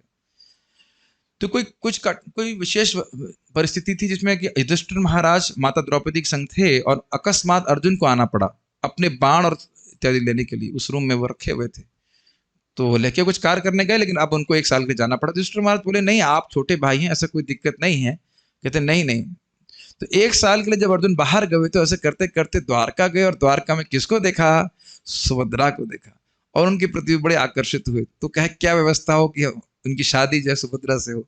तो भगवान ही ऐसी व्यवस्था करवाए कि आप सन्यासी बन के रहिए, और सन्यासी बन के रहते, और सुभद्रा भी आती, उनकी सेवा भी करती, और एक दूसरे को पसंद भी करते हैं। तो भगवान ये सब लीला कर रहे हैं। और देखिए, विचार कीजिए कि बलराम जी भी सर्वज्ञ हैं, लेकिन नहीं समझ पा रहे हैं कि अर्जुन यहाँ पे सन्यासी के रूप में तो नटो नाट्य धरो था, भगवान अपने भक्तों से भी ऐसा करा लेते हैं, और उसके बाद वह उनको लेके भाग जाते हैं। तो ये परंपरा अर्जुन के समय से चली आ रही है। और विनोद की बात ये थी कि बलराम जी और अन्य यदु कुलवासी बड़े क्रुद्ध हुए, अर्जुन लेके भागा है, उसको हम मारेंगे, ऐसे करेंगे। तो भगवान प्रश्न है कि ये बताओ कि रथ कौन चला रहा था? रथ तो सुभद्रा चला रही थी, तो कौन किसको लेके भागा है? अर्जुन ने सुभद्रा को किडनैप किया कि सुभद्रा ने अर्जुन को किडनैप किया है? ये विचारनीय बात है। तो खैर, इस प्रकार की भगवान विशेष लीला कर रहे। तो अर्जुन से प्रेम है कि नहीं, सुभद्रा से प्रेम है कि नहीं, ये है। जहां तक मैं स्मरण कर रहा हूं कि बलराम जी ने सुभद्रा का रिश्ता दुर्योधन से तय कर दिया था, है ना? बड़ा इंटरेस्टिंग ड्रामा था वो भी। आप देख सकते हैं, इसे प्रेम करते हैं, फिर भी सुभद्रा के पति को मरने दिया। क्षमा कीजिएगा, सुभद्रा के बेटे अभिमन्यु को मरने दिया, और पति तो उनके तो अर्जुन थे, क्षमा कीजिए। और यहाँ पे द्रौपदी के बच्चों को मरने को दिया। तो इसलिए कुछ नहीं समझ में आ रहा है कि आपका आशय क्या है, आप क्यों लीला करते हैं। ठीक है, श्रीमद वीर राघव व्याख्या। भगवान को लक्षित क्यों नहीं कर पाते हैं, तो उसके हेतु को यहाँ कह रहे हैं। पिछले श्लोक में बोला गया था कि नहीं समझ पाते हैं। माया ही वह पर्दा है जिसके द्वारा जीव का भगवत संबंधी ज्ञान ढका हुआ है, तो भगवान नहीं ढके हुए हैं। आपको याद है कि भगवान प्राप्य नहीं है, प्राप्त है, हर जगह है, लेकिन मेरी आंखों पे मोतियाबिंद पड़ा हुआ है इंद्रिय तृप्ति का, इसलिए मैं नहीं देख पा रहा हूं। तो इसलिए थोड़ा सा ये अंतर कर रहे हैं कि माया जवनी का किसके ऊपर है? जीवों के ऊपर है। तो अब देख रहे हैं कि टीका में वही बात है, लेकिन थोड़ा उसको अलग अलग एंगल से दिखाया जा रहा है। तो ये जो माया का पर्दा है वो किसके ऊपर पड़ा हुआ है? वो हमारे ऊपर पड़ा हुआ है, इसलिए नहीं समझ पा रहे। अब वो प्रश्न कर रहे हैं, क्या सभी के लिए ऐसा होता है? आप कह रहे हैं ढके हुए, तो क्या सभी के लिए है? तो इस पर कहते हैं कि ना, केवल अज्ञ व्यक्तियों के लिए ऐसे होता है। जो भगवान की भक्ति से युक्त हैं उनके लिए, जिनका स्वरूप सिद्ध व्यक्ति है, उनके लिए तो भगवान सदा ही दृश्यमान है। प्रेमांजन छुरित भक्ति विलोचनना संतः सदैव हृदयेषु विलोकयन्ति यम श्याम सुंदरम अचिंत गुण स्वरूपम गोविंदम आदि पुरुषम तमहम भजामि। देख रहे हैं कितना माइन्यूटली ऑब्जर्व किया है। अज्ञ व्यक्तियों के लिए आप ढके हुए हैं, सभी के लिए ढके नहीं है। भगवान इंद्रियों की वृत्ति से परे हैं, और इस कारण से Krishna net gone as usual. Hold on, okay, let's start. कहां तक सुने थे? ये सुन ली थे, इंद्रियों की वृत्ति से परे हैं। नहीं सुना? कहां तक सुना था? No, okay. ये सुना था कि क्या सब अर्जुन की कहानी तो सुन रहे थे सब लोग ना? ओनली टिल माया का पर्दा, ठीक है। तो हम लोग बात कर रहे थे कि माया का पर्दा किसके ऊपर है? बद्ध जीवों के ऊपर है, और वह उनके स्वरूप को तिरोहित किया रहता है, इस कारण से भगवान को नहीं समझ पा रहे। तो माया का पर्दा भगवान के ऊपर नहीं है, वो हमारे रेफरेंस फ्रेम में दिख रहा है कि भगवान ढके हैं, लेकिन ढका कौन है? हम लोग ढके हुए, ठीक है। जैसे भाई मोतियाबिंद वाला व्यक्ति क्या कह रहा है, तो पूरे जगत में अंधकार है। नहीं भाई, तेरी आंखें ढकी हुई हैं, जगत में अंधकार व्याप्त नहीं है। ये तो बड़ा दिक्कत है, एयरटेल वाले बहुत परेशान कर रहे हैं, हमारी क्लास को ढक देते हैं। एनीवेज, क्या अब उसके बाद व्याख्या की गई थी, क्या सभी लोगों के संग ऐसा होता है? तो कहते हैं नहीं, सब लोगों के संग ऐसा नहीं होता। जो भगवान की भक्ति से अनभिज्ञ हैं, अज्ञ हैं, उनके संग ऐसा होता है, वह नहीं समझ पाते। ठीक है, आगे पढ़ते हैं। भगवान इंद्रियों की वृत्ति से परे हैं और इस कारण से उनको अधोक्षज कहा जाता है। इसलिए अज्ञ अर्थात अनुपासकों के इंद्रिय जनित ज्ञान से परे हैं। अब देख रहे क्या अमेजिंग एक्सप्लेनेशन है, अभी बताऊंगा कितना सुंदर एक्सप्लेनेशन है। और उसका कारण है कि आप अव्यय हैं, अर्थात विविध विकार रहित हैं, और विविध विकार को प्राप्त भौतिक वस्तु में ही अज्ञ लोगों के इंद्रिय जनित ज्ञान का विषय होता है। समझने का प्रयास कीजिए इसको। देखिए, अज्ञ मतलब मूर्ख, जो भगवान की उपासना से के ज्ञान से रहित हैं। उन्हें पता ही नहीं भगवान की उपासना कैसे करी जाए। उनको पता ही नहीं कि हरे कृष्णा कृष्णा कृष्णा हरे हरे, हरे राम राम राम हरे, इस मंत्र का उच्चारण करने से भगवान प्रसन्न होकर अपने उपासक के द्वारा उपासित होने से अपने ज्ञान को उसके हृदय में प्रकाशित करते हैं। ये पता है दुनिया में सबको, मेरे ख्याल से नोबेल लॉरेट्स को जरूर पता होगा ये बात। एकदम अज्ञ है कि नहीं? अब जरा समझिए, जो लोग यहाँ पीएचडी कर रहे हैं जगत में, भक्ति नहीं कर रहे हैं, पीएचडी करो, डैमेज कर लो अपने परमानेंटली अपने दिमाग को, कोई दिक्कत नहीं, लेकिन भगवान की भक्ति नहीं कर रहा है तो उसे मालूम चल जाएगा पीएचडी करने से, कुछ भी पढ़ने से नहीं समझ जाएगा। अब दिख रहा है कि अज्ञ है, नहीं समझ में आ रहा है। जो भगवान का भक्ति नहीं कर रहा है, उनकी उपासना नहीं कर रहा है, वो नितांत अज्ञ है ना। भगवान को कैसे कैसे जाना जाएगा उस संबंध में, ये नहीं समझ में आ रहा है। तो अज्ञ कह रहे हैं अनुपासक, जो भगवान की उपासना नहीं करता, भगवान की भक्ति नहीं करता, उसके इंद्रिय जनित ज्ञान के परे हैं, अर्थात उपासकों के इंद्रिय के ज्ञान के परे बिल्कुल नहीं है। Make sense? बहुत सुंदर ये टीका किया गया है। जो भगवान का भजन नहीं कर रहा है उनके बिल्कुल परे हैं, लेकिन जो भगवान का भक्ति कर रहा है तो उसके तो भगवान एकदम एकदम इंद्रियों में है। भगवान गोकुल में बछड़ों के द्वारा खींचे जाते हैं। बछड़ों का क्या एक अर्थ है? वत्स, वत्स, ठीक है। और बछड़े किसके होते हैं? गाय के, गो। तो भगवान ये सूचित करना चाहते हैं कि देखो, मैं इंद्रिय गोचर हूं, इंद्रियों के परे नहीं हूं, अधोक्षज नहीं हूं। ब्रज में देखो, गाय के बच्चे, इंद्रियों के बच्चे भी मुझे घसीटते हैं। कुछ नहीं समझ रहे हैं?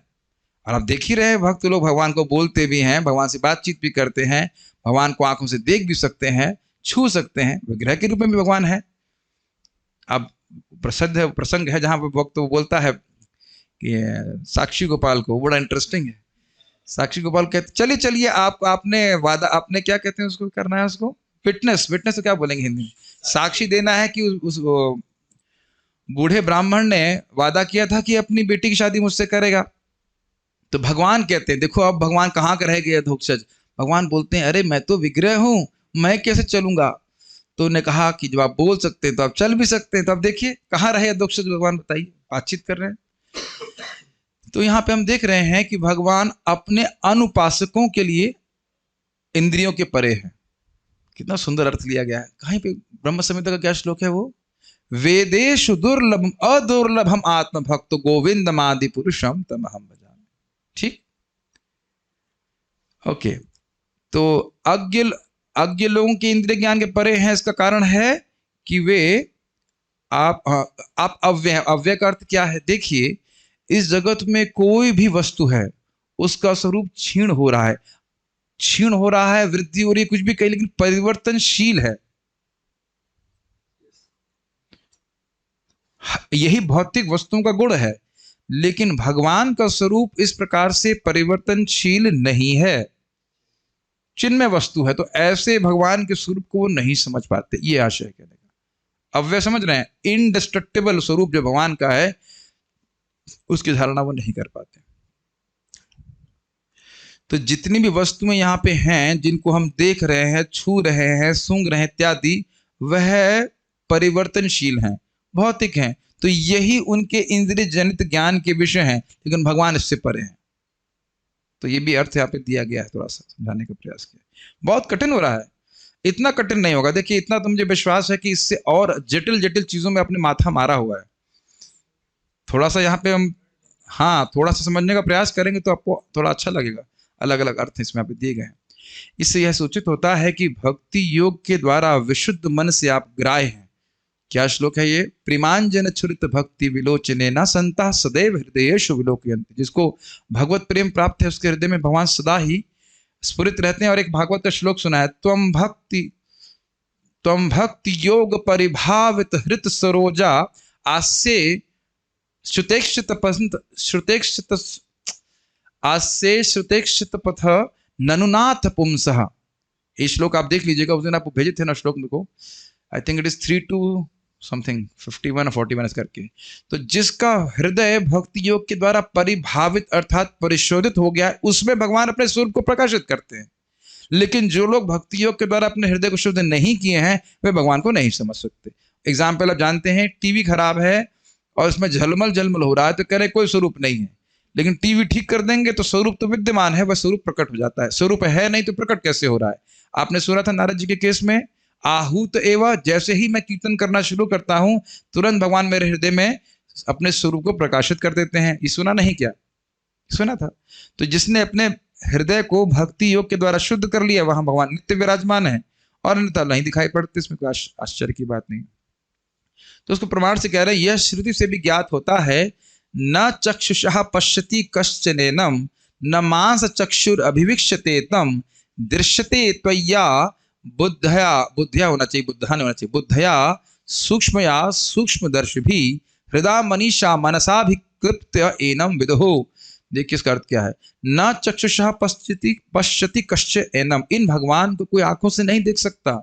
न मांस चक्षुर अभिविक्षते तम, न इन चर्म चक्षुओं से भगवान को देख सकते हैं। दृश्यते त्वय्या बुद्धया सूक्ष्मया सूक्ष्मदर्शी भी, जो सूक्ष्मदर्शी हैं वह अग्रया श्रेष्ठ बुद्धि से, अग्रणी अग्र एकदम श्रेष्ठ बुद्धि से, श्रेष्ठ बुद्धि मतलब जो भक्ति योग से शुद्ध हुई है उसके द्वारा और सूक्ष्म बुद्धि के द्वारा आपको देख पाते हैं। हृदय मनीषा मनसा भी क्लिप्त एनम विदु, जब भगवान अपने उस व्यक्ति के हृदय में बुद्धि में अपने को प्रकाशित करते हैं। तो क्या अर्थ हुआ कि जब भगवान भक्ति से प्रसन्न होते हैं, भक्त का हृदय शुद्ध हो जाता है, तो स्वयं अपने आप को स्फुरित कराते हैं। हमारे अंदर सामर्थ्य नहीं है भगवान को देखने का। जैसे अभी हमारे पास सामर्थ्य नहीं है कि सूर्य को देख लें, चैलेंज कर लें, लेकिन जब सूर्य स्वयं प्रकाशित होता है तो कोई देखने में कठिनाई नहीं है। समझ में आ रही है टीका ये वाली? सब ऊपर से जा रहा है, पहले अंदर जाए फिर धीरे धीरे समझ में आएगा। अर्थात उन भगवान को आंखों से कोई देख नहीं सकता, वे चर्म चक्षुओं के द्वारा नहीं देखे जा सकते, सूक्ष्म दर्शियों के द्वारा सूक्ष्म और श्रेष्ठ बुद्धि के द्वारा वे देखे जा सकते हैं। जिनकी बुद्धि या हृदय में भगवान प्रकाशित होते हैं वही भगवान को जान पाते हैं। अर्थात जिनकी बुद्धि भक्ति योग के द्वारा शुद्ध नहीं है उनके लिए आप अलक्षित हैं। अगर आपको याद आ रहा हो तो नारद जी को भी भगवान विष्णु यही बात बोलते हैं, कुयोगी नाम, जो कुयोगी हैं, बुरे योगी हैं, नहीं बुरे योगी नहीं, अपरिपक्व योगी हैं, जिनका कषाय अभी पक्व नहीं हुआ है, पका नहीं है, अपक्व कषायाणाम, याद आ रहा है शब्द? तो जिनका हृदय अभी पूरी तरह शुद्ध नहीं हुआ है, तो दुर्दर्श, उनके लिए तो मैं दुर्दर्श ही रहता हूं, मेरा दर्शन उनके लिए संभव नहीं है। कुछ कुछ याद आ रहा है कि नारद जी को बोले थे भगवान? अच्छा, लग तो रहा है, कुछ संशय तो हो रहा है कि शायद बोले कि नहीं बोले। लेकिन अगर आपको याद हो कि भगवान ने अपना स्वरूप दिखा करके फिर तिरोहित कर लिया था, फिर यही बोले थे कि जो लोग अपने योग साधना में भक्ति में भी पूरी तरह परिपक्व नहीं है उन्हें भगवान का दर्शन प्राप्त नहीं होता है। ये नहीं बोल रहा हूं कि भगवान का दर्शन प्राप्त नहीं होता है, जब तक परिपक्व नहीं है तब तक प्राप्त नहीं होता है। परंतु मैं तो सभी को दिख रहा हूं, तो इस पर कह रही हैं नटो आदि। अब देखिए थोड़ी अलग व्याख्या करेंगे। अर्थात जैसे नाट्यकार दिखता है वैसे वो आपको देखते हैं। मतलब देखिए, मतलब पहले पूरा पढ़ता हूं फिर समझाता हूं। अथवा जिस प्रकार मूढ़ लोग उस व्यक्ति को नहीं जानते जो नाटककार के रूप में प्रस्तुत है, किंतु नाट्य उपयोगी वेश को ही देखते हैं, उस प्रकार वे आपको मनुष्य नाट्यधर रूप में तो देखते हैं, परंतु सच्चिदानंद ईश्वर स्वरूप में लक्षित नहीं कर पाते हैं। ये अर्थ है। कुछ समझ में, दो अर्थ इन्होंने लिए। एक अर्थ कि नाटककार क्या भाव प्रस्तुत कर रहा है वह नहीं समझ पाते, क्यों आप लीला किस आशय से कर रहे हैं ये नहीं समझ पाते, ये ठीक है। किस आशय से लीला कर रहे हैं ये नहीं समझ पा रहे। जिस प्रकार से किस आशय से नाटककार नाट्य प्रस्तुत करता है लोग नहीं समझ पाते। कौन नहीं समझ पाता नाटक को? जो लोग नाटक शास्त्र से अनभिज्ञ है, उसी प्रकार से जो लोग भक्ति योग से अनभिज्ञ हैं वह भगवान को नहीं समझ पाते, एक बात। और दूसरा चीज, वो है कौन नहीं समझ पाते। दो अंतर समझ रहे हैं दोनों में। वो व्यक्ति है कौन ड्रेसअप करके आया है वो ही नहीं समझ पाते। तो उसी प्रकार से ये लोग नहीं समझ पा रहे हैं कि ये तो सच्चिदानंद भगवान है, ये नहीं समझ पाते। देखने में क्या लग रहा है, ये तो इंसान है, तभी तो उनसे झगड़ा करने के लिए आए हैं। क्या नाम है उनका, शिशुपाल, जरासंध, वही सोच रहा है कि इंसान है, इसको हम हरा लेंगे। शिशुपाल कह रहा था कि अगर उसने कुकुरमत्ता उठा लिया, कुकुरमत्ता मतलब गिरिराज जी, नहीं कुकुरमत्ता नहीं, महाराज उदाहरण दिए थे कि जैसे जो गोबर होता है, कंडा होता है, तो कंडे से पानी चला जाता है तो वह सूखा हो जाता है, ऐसे कुछ बोल रहे थे ना। उसको किसी ने उठा लिया तो कौन सी बड़ी बात है, जबकि गिरिराज जी भगवान उठाए तो वो कहीं गिन नहीं रहा है। एक पानी के सर्प को मार दिया तो क्या है, कालिया, याद आ रहा है। ऐसे कुछ जो भगवान बड़ी बड़ी लीला किए उनको एकदम अंडर एस्टिमेट कर रहा है ना, कुछ नहीं किया उसने। तो इसी प्रकार से सबको उनको सामान्य मनुष्य मानते रहते हैं, ठीक है। कोई आज ही नहीं चल रहा है, वो हमेशा चलता रहता है। इसके द्वारा यह प्रतिपादित किया गया कि भगवान भक्ति योग से शुद्ध मन के द्वारा ही लक्षित होते हैं, परंतु जिनका मन उस प्रकार से शुद्ध नहीं हुआ उनके लिए वे ग्राह्य नहीं होते हैं। इसको आप प्रसिद्ध श्लोक जानते ही हैं। अतः श्री कृष्ण नामादि न भवेत ग्राह्यम इंद्रिय सेवोन्मुखे ही जीवादौ स्वयमेव स्फुरत अधः। अपनी भौतिक बुद्धि से हम भगवान को नहीं समझ सकते, लेकिन जब भगवान की सेवा करते हैं, उनका नामोच्चारण करके और प्रसाद खाकर भगवान के बारे में श्रवण करके, तब व्यक्ति को हृदय में भगवान स्वयं अपने आप को प्रकाशित करते हैं। We can not demand, we can not command कि कृष्ण हमारे सामने प्रकट हुई है। प्रभुपाद जी का तात्पर्य। आज हम एक ही श्लोक करेंगे, उसके बाद हमें लगता नहीं कि दूसरा कर पाएंगे। भगवत गीता में भगवान श्री कृष्ण इसकी पुष्टि करते हैं कि अल्प ज्ञानी व्यक्ति उन्हें अपने समान ही सामान्य व्यक्ति समझने की भूल करते हैं और इस प्रकार वे लोग उनका उपहास करते हैं। अवजानन्ति माम मूढ़ा मानुषिम तनुमाश्रितम परम भावम अजानतो मम भूत महेश्वरम। अवजानन्ति माम मूढ़ा, जो मूढ़ है वो मुझको नहीं जानते, यानी कि जो भगवान को नहीं जानते वो मूढ़ है। कुछ समझे, एक ही बात बोल रहा हूं कि अलग बोल रहा हूं। जो मूढ़ है वो भगवान को नहीं जानता, इसका मतलब जो लोग नहीं जानते वो लोग मूढ़ हैं। कुछ अंतर नहीं लग रहा दोनों बातों में। जो मूर्ख है वो भगवान को नहीं जानता है, तो इसका मतलब जो नहीं जानता वो मूर्ख है, भले ही इस जगह पे पीएचडी लेके घूम रहा हो, चाहे वो नोबेल लॉरेट हो, चाहे कुछ भी हो, वो है मूर्ख, क्योंकि भगवान को नहीं जान रहा है। वो सब कुछ जान रहा है लेकिन ये नहीं जान रहा है कि वो है कौन और भगवान कौन। तो क्या प्रमाण है कि वो मूर्ख है? कैसे कह रहे हैं कि आपको नहीं जानते? क्या नहीं जानते आपके बारे में? तो कहते हैं वो सोचते हैं कि मानुष्यम तनुमाश्रितम, वो सोचते हैं कि मनुष्य के तनु, मनुष्य का शरीर का आश्रय लेके मैं आता हूं जैसे वो आए हैं। क्या ऐसे लोग नहीं घूम रहे? प्राय ऐसे ही लोग घूम रहे हैं। भक्त तो बहुत कम घूम रहे हैं। और क्या नहीं जानता? तो कह रहे हैं परम भावम अजानतो, मेरे परम भाव कि मैं महाविष्णु का भी स्रोत हूं, भगवान कृष्ण, उसको नहीं जानते। परम भावम जानतो, आगे क्या श्लोक है? लोको मम भूत महेश्वरम, जितने भी जीव इत्यादि उनका परम ईश्वर मैं हूं। इस पे महाराज बोल रहे थे, परम पूज्य वृंदावन चंद्र महाराज, कुछ लोग भगवान विष्णु की पूजा करते हैं लेकिन कृष्ण के संबंध में कहेंगे अरे वो चुरवा की पूजा करेंगे। हम तो कभी मिले नहीं, लेकिन महाराज ऐसे बोल रहे थे। कुछ तो सोचते हैं कि कृष्ण चोर हैं, उनकी पूजा क्यों करेंगे? रणछोड़ हैं, उनकी पूजा क्यों करेंगे? इत्यादि इत्यादि। या कृष्ण बहुत अच्छे अवतार थे, लेकिन जब वो गोपियों के संग कर लिया तब से गड़बड़ हो गए। या हम कृष्ण को मानते हैं, हम वो जो गीता बोलने वाले कृष्ण हैं उनको मानते हैं, लेकिन जो रासलीला कर रहे हैं उनको नहीं मानते। तो ये समझ लेना होगा कि भगवान के ऊपर कोई भी आलोचना हो रही है, कोई भी टीका टिप्पणी हो रही है, भगवान समझ के होनी चाहिए। मनुष्य इसका समझ के करेंगे तो गलती होगी, यही प्रपात कह रहे, इसलिए उनका उपहास बनाते हैं। यहां पर इसी बात की महारानी कुंती द्वारा पुष्टि की गई है। अल्प ज्ञानी व्यक्ति वे हैं जो भगवान की सत्ता के प्रति विद्रोह करते हैं, उनको भगवान नहीं मानना चाहते। ऐसे व्यक्ति असुर कहलाते हैं। असुर भगवान की सत्ता को नहीं पहचान सकते, यद्यपि भगवान सामने भी हो। वो लोग कहते भी भगवान को हमारे सामने लेके आओ, तुम समझ लोगे। सामने आने से हर वस्तु जो तुम्हारे सामने आती है समझ लेते हैं ना हम लोग, तो फिर भगवान को कैसे समझ जाएंगे? जरा देखिए, भगवान जब राम नरसिंह वराह या अपने मूल रूप कृष्ण रूप में हम लोगों के मध्य प्रकट होते हैं तो वे ऐसे अनेक आश्चर्यजनक कार्य करते हैं जो मनुष्य के लिए असंभव है।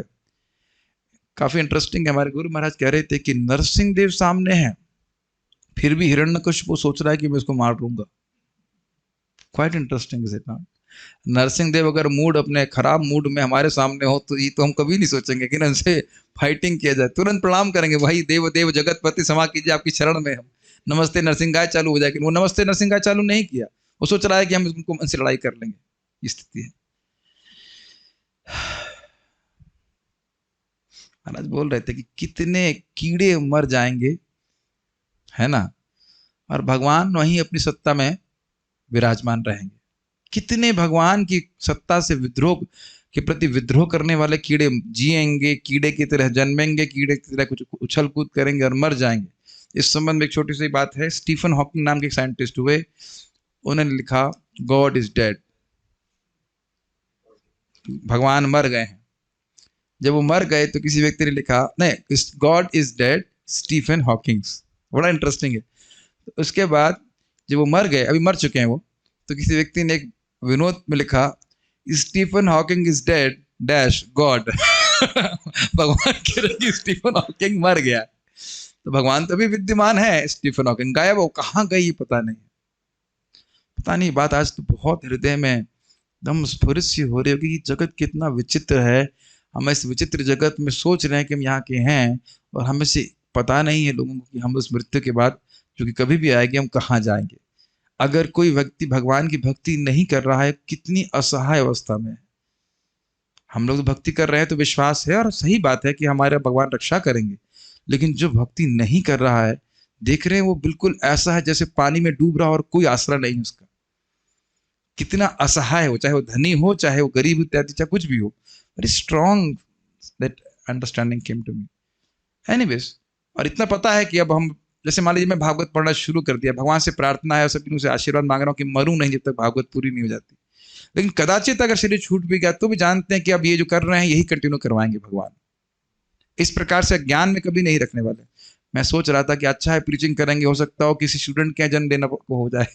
अगर भगवान के पास नहीं गए तो किसी भक्त के घर में जन्म ले लेंगे, भाई क्या कर सकते हैं। हंस रहे थे एकदम कदम कानन महाराज, उनके इस बार ऐसा शरीर ऐसा हुआ कि वो मरने वाले थे, तो कह रहे थे मैं गुरुकुल के देख रहा था, ठीक है दोबारा जन्म लूंगा, गुरुकुल में पढ़ूंगा। लेकिन ये है ना कि भगवान का आश्रय लेकर के हम सभी के जीवन में एक विश्वास है कि भगवान हमें रक्षा करते हैं जन्म जन्मांतर। तो यानी हाँ, ये लोग उपहास करते हैं भगवान का, लेकिन भगवान इतने आश्चर्यजनक कार्य करते हैं फिर भी, और जो मनुष्य के लिए असंभव है फिर भी उसको नजरअंदाज करते हैं। जैसा कि हम इस महान ग्रंथ के 10वें स्कंद में देखेंगे, भगवान श्री कृष्ण ने तभी से मानव मात्र के लिए असंभव कार्यकलाप करने प्रारंभ कर दिए थे जब वे अपनी माता की गोद में थे। उन्होंने उस पूतना राक्षसी का वध किया जो अपने स्तनों में विष पोत कर उन्हें मारने आई थी। भगवान ने सामान्य बालक की भांति उसका स्तनपान किया, लेकिन उन्होंने साथ ही साथ उसके प्राण भी सोख लिए। तो अब देखिए दो बात, बच्चे की तरह वह लीला कर रहे हैं, नाटक, नटो नाट्य धरो यथा कि बच्चा हूं, लेकिन कार्य ऐसा कर दे रहे हैं जो बच्चे के लिए सर्वथा असंभव है। अपितु बच्चे के लिए तो यही था कि वो मर जाना चाहिए था, कोई बच्चा मर ही जाता, मार ही देती थी वो, लेकिन स्तनपान करके मार देना बच्चे के लिए ये तो पूरी तरह से असंभव है कि नहीं, लेकिन भगवान ने इस कार्य को किया। इसी प्रकार उन्होंने गोवर्धन पर्वत को उसी तरह उठा लिया जिस प्रकार कोई बच्चा कुकुरमत्ता उठा लेता है। समझते हैं आप लोग, कुकुरमत्ता मीन्स मशरूम उठाने में कोई परिश्रम नहीं होता है। वे वृंदावन वासियों को रक्षा प्रदान करने के लिए पर्वत को कई दिनों तक उठाए रखे, और आप लोग, हम सभी लोग, मान लीजिए मैं ऐसे करके क्लास दूं, तो अभी से उठाया हाथ तो दर्द होने लग गया, बाएं हाथ में कोई वजन नहीं हो, आप लोग एक्सपेरिमेंट कर सकते हैं कि आप बस खाली 10 मिनट तक ऐसे हाथ उठाए रखिए। और पता है, मैंने सुना ऐसे पनिशमेंट देने के लिए लोग कहते हैं पानी से भरा हुआ ग्लास ऐसे हाथ रख दो सामने और उस पर रख दीजिए, फिर कितना कठिनाई होगी जरा देख लीजिएगा। आपको लगेगा बहुत सिंपल सा काम है, 5 मिनट भी नहीं रख पाएंगे। और भगवान ने इस प्रकार से रखा बड़े आराम से, और वो देख रहे हैं, गोपियों को देख रहे हैं, गोपों को देख रहे हैं, गायों को देख रहे हैं, सब उनको देख रहे हैं, सब आनंद हो रहा है। तो हम कभी विचार करें तो स्वाभाविक सी बात है कि बिल्कुल एकदम आश्चर्यजनक और असंभव कार्य भगवान ने किया। तो कई दिन तो आप सोच ही लीजिए, ये भगवान के कतिपय यानी कुछ अति मानवीय कार्यकलाप हैं जिनका वर्णन पुराणों, इतिहासों तथा उपनिषदों में हुआ है, और इसको ये सब लोग माइथोलॉजी बोलते हैं। उन्होंने भगवत गीता के रूप में अद्भुत उपदेश दिया, इतना अद्भुत है कि एक व्यक्ति कहता है, अरे साहब ये इतना अच्छा उपदेश है, इसको एक आदमी बोल ही नहीं सकता है, एक आदमी नहीं बोल सकता, जरूर 5 आदमी ने मिलकर लिखा होगा। अरे मूर्ख, ये एक आदमी नहीं, एक भगवान बोल रहे हैं, श्री भगवान वाचा नहीं देख रहे हैं आप? ऐसी धारणा करते हैं लोग। सही में लोग इस प्रकार से भ्रमित हैं। उन्होंने एक वीर, एक गृहस्थ, एक शिक्षक तथा एक त्यागी के रूप में अद्भुत पराक्रम दिखलाया। ये सब आप दशम स्कंद में पढ़ सकते हैं। अकेले ही भगवान कृष्ण और बलराम 23 अक्षौहिणी जरासंध की सेना को निपटा दिया करते थे, और महाभारत में टोटल मिला के 18 अक्षौहिणी थी। तब ग्रहण कर लीजिए भगवान कितने शक्तिशाली हैं, कुछ अंदाजा ले लीजिए। व्यास, देवल, असित, नारद, मध्व, शंकर, रामानुज, श्री चैतन्य महाप्रभु, जीव गोस्वामी, विश्वनाथ चक्रवर्ती, भक्ति सिद्धांत सरस्वती तथा उस परंपरा के अन्य प्रामाणिक महापुरुषों ने उन्हें पूर्ण पुरुषोत्तम भगवान के रूप में स्वीकार किया। देखिए एक बात, शास्त्र प्रमाण और साधु प्रमाण, गुरु साधु शास्त्र के अनुसार हम चलते हैं। तो शास्त्र में तो हैं ही कृष्ण भगवान, और हम अंधे होकर के उन पर विश्वास नहीं कर रहे हैं। हमारी श्रद्धा वह रीजनेबल है। रीजनेबल क्या बोलेंगे, तार्किक नहीं कहेंगे, मतलब ठीक है, क्योंकि वह साधुओं के द्वारा भी प्रमाणित है। हम अगर कृष्ण को भगवान के रूप में स्वीकार करते हैं तो हम धोखा नहीं खाएंगे। महान आचार्य जो कि मुक्त पुरुष थे उन्होंने स्वीकार किया है, हम नहीं जान रहे हैं लेकिन गुरुवर्ग तो जान रहे हैं ना, ये बात ध्यान रखना होगा। उन्होंने स्वयं भी प्रामाणिक साहित्य में अनेक स्थलों पर ऐसा ही घोषित किया, जैसे कि भगवत गीता में और भागवतम में भी। फिर भी आसुरी मनोवृत्ति वाले लोगों का एक ऐसा वर्ग है जो भगवान को परम सत्य के रूप में मानने में आनाकानी करते हैं, उन्हें कठिनाई होती है। यह कुछ तो उनके अल्प ज्ञान के कारण है, और कुछ उनके विगत तथा वर्तमान दुष्कर्मों के परिणाम स्वरूप उनकी घोर मूढ़ता के कारण है। क्या आशा है, जब व्यक्ति की बहुत पाप होते हैं तो चित्त इतना गंदा हो जाता है कि भगवान की बात समझ में नहीं आती। ये बात सब लोग अनुभव करते होंगे कि आप किसी को बताइए, कुछ लोग इतने सरल हृदय वाले होते हैं, तुरंत समझ में आ जाती है हाँ कृष्ण भगवान है, और कुछ लोगों की बुद्धि इतनी टेढ़ी होती है कि सारे आर्गुमेंट दीजिए समझ में कुछ भी नहीं आता। यद्यपि वह आपको कोई ठीक कारण नहीं बता सकते हैं कि क्यों स्वीकार किया जाए। आपको विश्वास हुआ कि नहीं, एक व्यक्ति ने मुझे मैसेज किया कि इस्कॉन वाले बिल्कुल गलत प्रीचिंग कर रहे हैं। मेरे को बोला अच्छा, और मेरे गीता के ग्रुप में ज्वाइन भी किए, और फिर मेरे को मैसेज किए कि आप, कितना अज्ञान में वो मैसेज किए कि आप कृपया अपने सारे ग्रुप में पोस्ट कीजिए कि इस्कॉन वाले सब गलत प्रचार कर रहे हैं। तो आप जानते हैं क्या किया मैंने, block, delete and block, very simple. देख रहे हैं कितना बड़ा ज्ञान है, इतना बड़ा वो ज्ञानी है कि हम ही को बता रहे हैं कि इस्कॉन वाले सब गलत बोल रहे हैं। इस प्रकार से यह कहने का मतलब कि कृष्ण कोई ऐसा कोई व्यक्ति नहीं है, कृष्ण मनोगणन कल्पना इत्यादि है, जो वो बोल रहे हैं बस वो सब कुछ सही है, जिसका कोई आधार नहीं है, जिसके कोई आचार प्रमाण नहीं है, वो सब सही बोल रहे हैं। कितने आश्चर्य की बात है। भगवान कृष्ण जब लोगों की आंखों के सामने साक्षात उपस्थित थे तब भी वे उन्हें पहचान नहीं पाए थे। तो ऐसा नहीं है कि भगवान सामने खड़े होंगे तो आप समझ जाएंगे गोविंदम आदि पुरुषम तमहम भजामि, ऐसा नहीं होता है ना प्रमाण। शिशुपाल ने नहीं देखा, जरासंध ने नहीं देखा, दुर्योधन ने नहीं देखा, सबने देखा। उधर देखिए अश्वत्थामा ने नहीं देखा, सबने देखा, लेकिन फिर भी वो स्वीकार नहीं कर पाए, धके हुए थे भगवान। दूसरी कठिनाई यह है कि जो लोग अपनी अपूर्ण इंद्रियों पर निर्भर रहते हैं वे परमेश्वर के रूप में उनकी अनुभूति नहीं कर पाते। ऐसे व्यक्ति आधुनिक वैज्ञानिकों के समान हैं, वे सारी वस्तुओं को अपने प्रयोगात्मक ज्ञान से जानना चाहते हैं, लेकिन परम पुरुष को अपूर्ण प्रयोगात्मक ज्ञान के द्वारा जान पाना असंभव है। भक्ति वृक्ष आप लोग पढ़े होंगे, अपूर्ण इंद्रियां हैं, भ्रमित हो जाती हैं, धोखा देने की प्रवृत्ति इत्यादि है।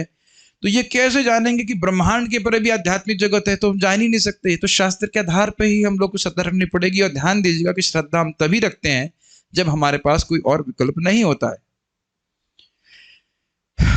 इतने सारे एक्सीडेंट होते तो गाड़ी चलाना छोड़ देंगे हम?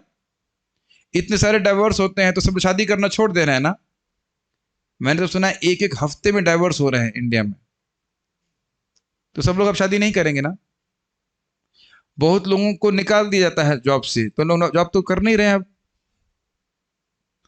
आशा समझ रहे हैं कि इस प्रकार से हम लोग डरते रहेंगे तो जिएंगे कैसे? बताइए। कुछ श्रद्धा लेके चलना पड़ेगा ना। कोरोना है फिर भी आप लोग काम पे जा रहे हो कि नहीं जा रहे हो? आपको मतलब बहुत लोग जा रहे होंगे। संभावना है कि जिससे बात कर रहे हैं वही खांस दिया आपके ऊपर और को दे दे प्रसाद, हम कोरोना दे दे, है कि नहीं? मर जाए तो क्या करेंगे बताइए? श्रद्धा लेके जीना पड़ेगा ना कि हम आज जिएंगे। तो कोई विकल्प तो है नहीं इसके अलावा। तो उसी तरह से अब हम भगवान को और किसी तरह से तो नहीं जान सकते, शास्त्र के ही द्वारा जान सकते हैं, और सही जान रहे हैं। बहुत लोगों ने जाना है इसको। तो ये समझना होगा कि हम अपने प्रयोगात्मक ज्ञान से भगवान को नहीं पा सकते। यहां पर उन्हें अधोक्षज कहा गया है क्योंकि वे प्रयोगात्मक ज्ञान की परिधि के पर हैं। समझ में आ गया? इंद्रिय जनित ज्ञान के बाहर हैं। हमारी सारी इंद्रियां पूर्ण हैं। हम दावा करते हैं कि हम सारी वस्तुएं देख सकते हैं, लेकिन हमें स्वीकार करना होगा कि हम केवल कुछ भौतिक परिस्थितियों में ही वस्तुओं को देख सकते हैं। अच्छा ये बताइए, और वे भी हमारे वश में नहीं होती। आप लोग की नाक का जो अग्रभाग है, इसको कितने लोगों ने देखा है? मेरी नाक के भाग को नहीं देख रहा हूं।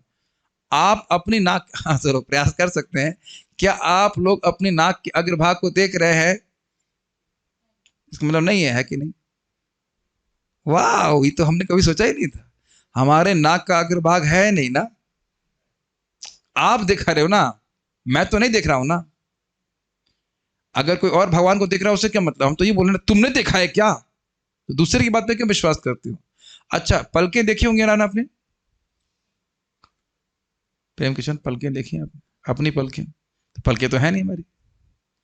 अपनी पलकें ही देखने में हम असमर्थ हैं, अपनी नाक का आकर भाग भी देखने में असमर्थ हैं, और भगवान को देखने में समर्थ हैं। Quite interesting is it not? भक्त लोग बड़ा अच्छा उस तरह से एग्जाम्पल देते हैं। तो आप देख सकते हैं कि हम अपने इंद्रिय जनित ज्ञान से भगवान परे हैं उनको नहीं दिख सकते। लेकिन बहुत सुंदर बात महाराज बोले, आज भी मुझे याद है कि भगवान कृष्ण अवतरित होते हैं तो वसुदेव जी के हृदय में आ जाते हैं। तो कहते हैं क्यों आए? तो भगवान कहते हैं हमेशा हमको अधोक्षज कहते रहते हैं कि इंद्रियों के परे हैं, इंद्रियों के परे हैं। तो ऐसा करता हूं कि मैं अब इंद्रियों में आ जाता हूं। ध्यान दीजिएगा, जब वो आ जाएंगे, जैसे हम उनको पा नहीं सकते वैसे उनको हटा भी नहीं सकते। वाह, इज इट नॉट?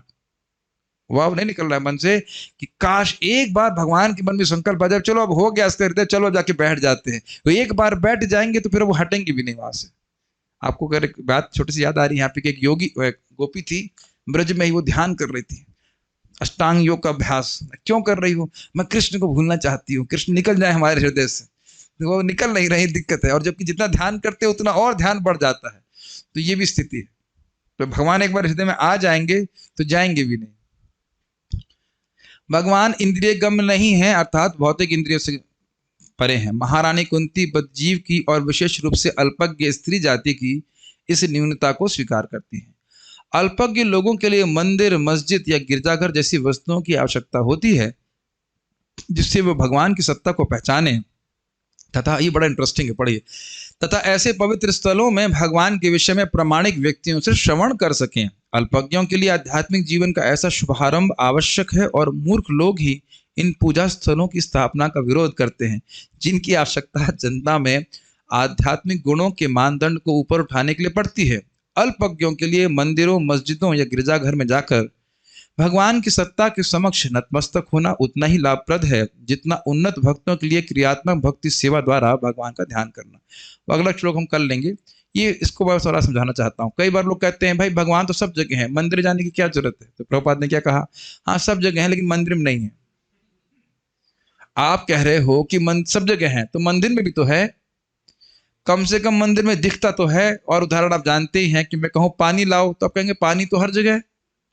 आजकल तो बहुत ह्यूमिडिटी है, जी बढ़ा करके पी लीजिए पानी हवा से सीधे। तो आप देख सकते हैं कि वो संभव नहीं है। पानी के लिए आपको एकीकृत किया गया जो पानी है यानी जल, वही पीना पड़ेगा। तो भगवान सब जगह हैं, लेकिन हमको दिख तो ना रहे हैं, इतने उन्नत चेतना वाले हम नहीं हैं।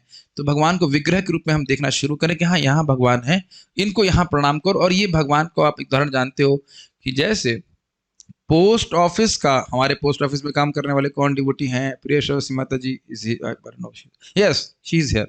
तो आप जान रहे हैं कि मैं पूछूंगा कहाँ काम करते हो? हमारा वो जो कार्य क्षेत्र है वो एक पोस्ट ऑफिस जो है एक शहर में काम करता है, या फिर कह सकते हैं पोस्ट ऑफिस का जो कार्य क्षेत्र है पूरे भारत में है कि नहीं? हमारी सेवाएं भारत व्यापी हैं, गलत तो नहीं कह रहे ना?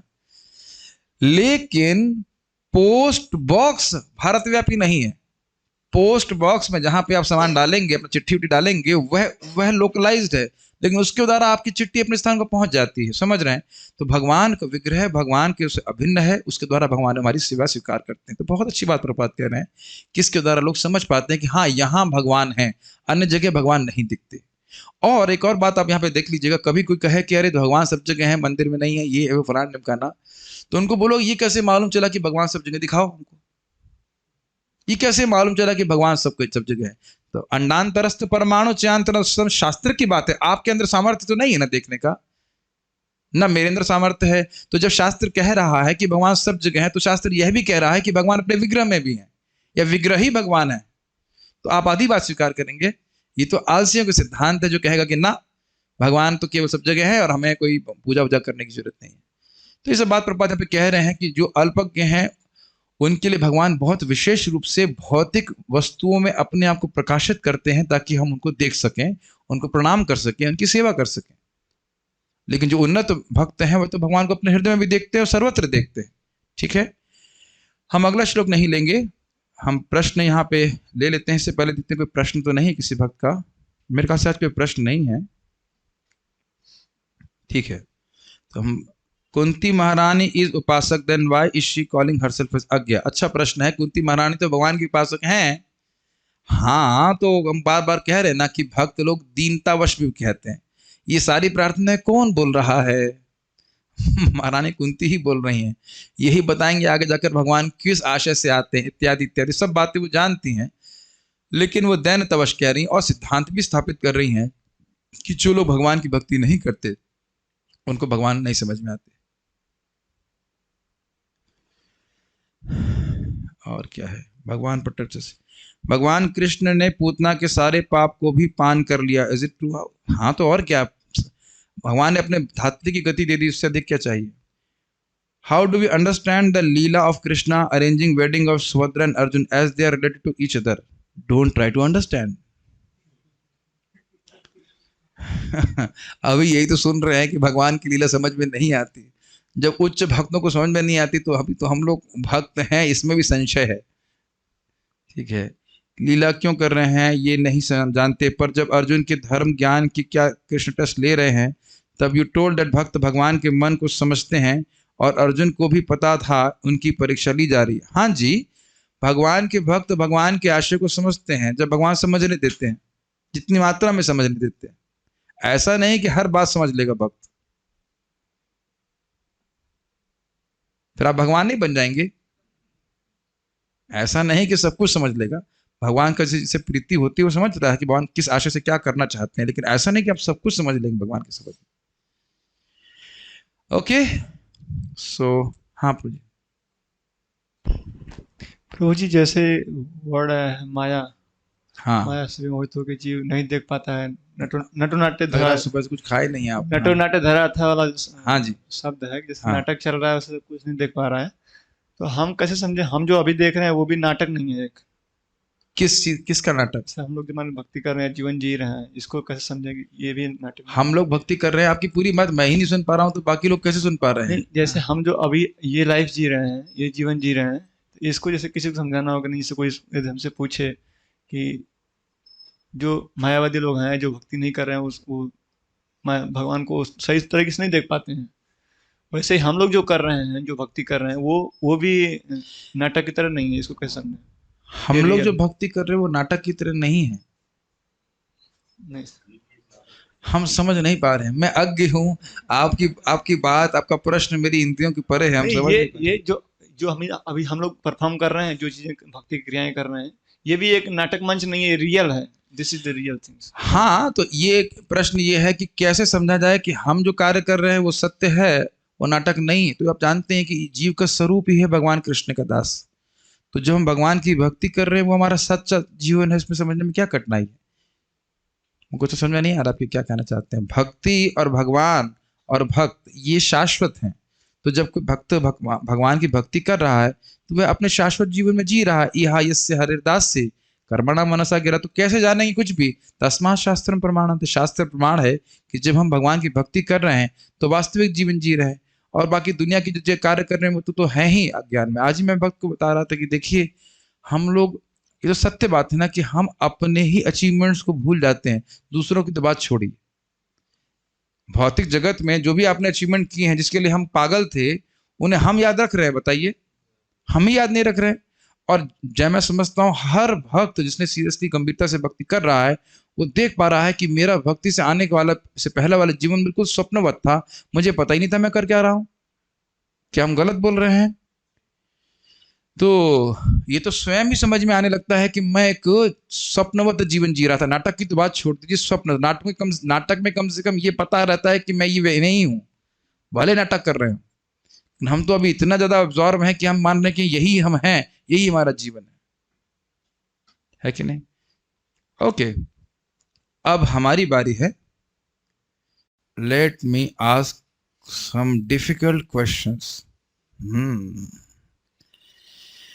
Okay, who is the most intelligent devotee here? माया जवनिका छानम, इस फ्रेज की व्याख्या कीजिए।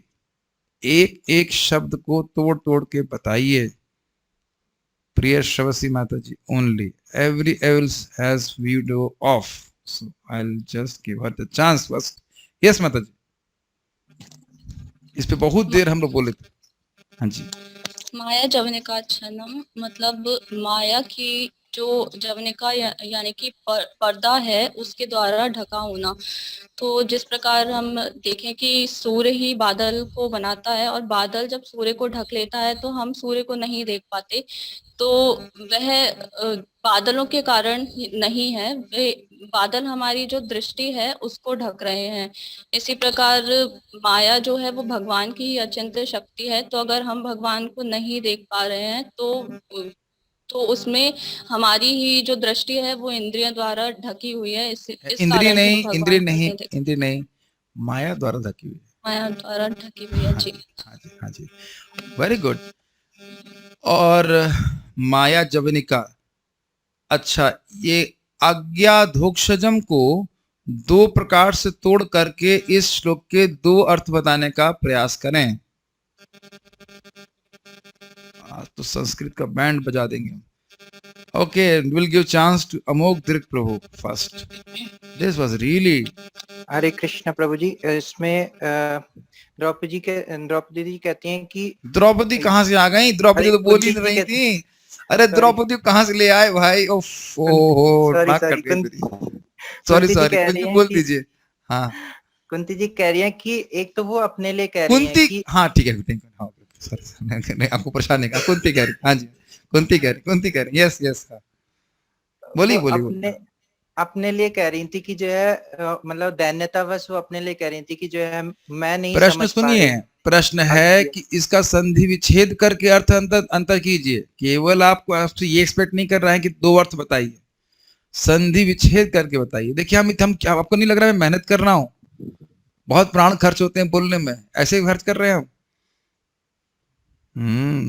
अज्ञ plus adhokshajam, agya plus adhokshajam will be equals to agyadhokshajam. Perfect. तो अगर ये अर्थ ये उस प्रकार से तोड़ते हैं तो कैसे क्या बनेगा बात? तो अज्ञ मतलब कि जो अनभिज्ञ हैं, जिनको कुछ पता ही नहीं है। कुछ पता नहीं है मतलब अज्ञ मतलब कि जो भगवान के वास्तविक स्वरूप से अनभिज्ञ हैं। हाँ, गुड। ऐसा नहीं कि कुछ भी नहीं कहने का अर्थ नहीं, क्लियर होगा। जो भगवान के बारे में नहीं समझ रहे, ठीक, ये तो वह उनके द्वारा भगवान नहीं समझ में आते। दूसरा संधि विच्छेद क्या होगा? अधोक्षजम। तो अधोक्षजम में अध का दो सब wash out. Okay Radhika Mata जी, इसी अज्ञादोक्षजन को दूसरी तरह से तोड़िए। हरे कृष्णा प्रभु जी, एक कुंती महारानी बता रही हैं कि अज्ञा एंड अधोक्षज। यस, अब अज्ञा कैसे हो जाएगा? स्त्रीलिंग में हो जाएगा, तब वो कहेंगे हाँ। नहीं मैं अज्ञा हूं, मैं नहीं समझ पा रही हूं। ठीक है, नहीं समझ पा रहे हैं। देखिए देखिए बुरा मत मानिएगा, वो कह रहा है कि अभी आप व्यस्त हो एग्जाम की तैयारी के लिए, तो स्वाभाविक सी बात है कि एकदम से एग्जाम से उठ करके नहीं हो पाता है, ये मैं मान रहा हूँ। ये अपने आप देखिए, जब आप लोग फ्री माइंड होंगे तो मुझे पता है कि आप ही पढ़ा देंगे, कोई कठिनाई नहीं होगी। इट जस्ट, और पहले संस्कृत हम लोग पढ़े भी नहीं इतना, तो थोड़ा दिक्कत होती है। तो दो अर्थ हैं, अगर दोनों ही अर्थ हमने समझे, चक्रवर्ती पाद जी आज्ञा लेके चले हैं और वीर राघव जी आज्ञा लेके चल रहे हैं, इसलिए मैं दो की व्याख्या अलग अलग से करी। ठीक है, कोई बात नहीं, no problem, whatever answer you can give is good. अधोक्षज शब्द की व्याख्या कीजिए। ये तो बहुत इजी है, कई बार पूछ चुके हैं। अरे ये भी नहीं पता है, I will start crying now. Amrit Vapu Prabhu Adhoksh, okay will give you chance. अव्ययम शब्द की व्याख्या श्वेता माता जी बताएंगे। यस, अधोक्षज अमृत वपु। हाँ जी। तो जी अधोक्षज मतलब होता है जो हमारी इंद्रियों से परे हो, मतलब जो अब हमारी इंद्रिय वास्तविक स्थिति को नहीं समझ सके तो उसे अधोक्षज कहा जाता है। ठीक है, पूरी तरह संतुष्ट नहीं है। नेक्स्ट कोई ट्राई करेगा? अमल कृष्णा, संतुष्ट कृष्णा, रेवती माता जी। ओके, प्रिय Shobha Mata ji, she has not got chance, she is saying no no, और she is actually raising her hand. ऐसे आप नो नो कर रही नहीं? हाँ जी। अधोक्षज शब्द का अर्थ यह है कि इंद्रिय जनित ज्ञान से परे है भगवान। जिस प्रकार कोई मूर्ख व्यक्ति अपने इंद्रिय ज्ञान में ही लिप्त रहता है, वह भगवान को नहीं समझ पाता है, क्योंकि भगवान इंद्रिय ज्ञान से परे है, इसलिए हम उनका संपर्क नहीं कर सकते जब तक हमारे हृदय में परिपक्वता या शुद्धता नहीं आती है, जब तक हम भगवान को पूर्ण रूप से नहीं देख सकते। वेरी गुड, बिल्कुल सही उत्तर है। उसके बाद अव्ययम शब्द की व्याख्या करिए। मैं हिंट दे रहा हूं, अव्ययम के मैंने 3 अर्थ की डिस्कशन किया था, 3 मीनिंग्स।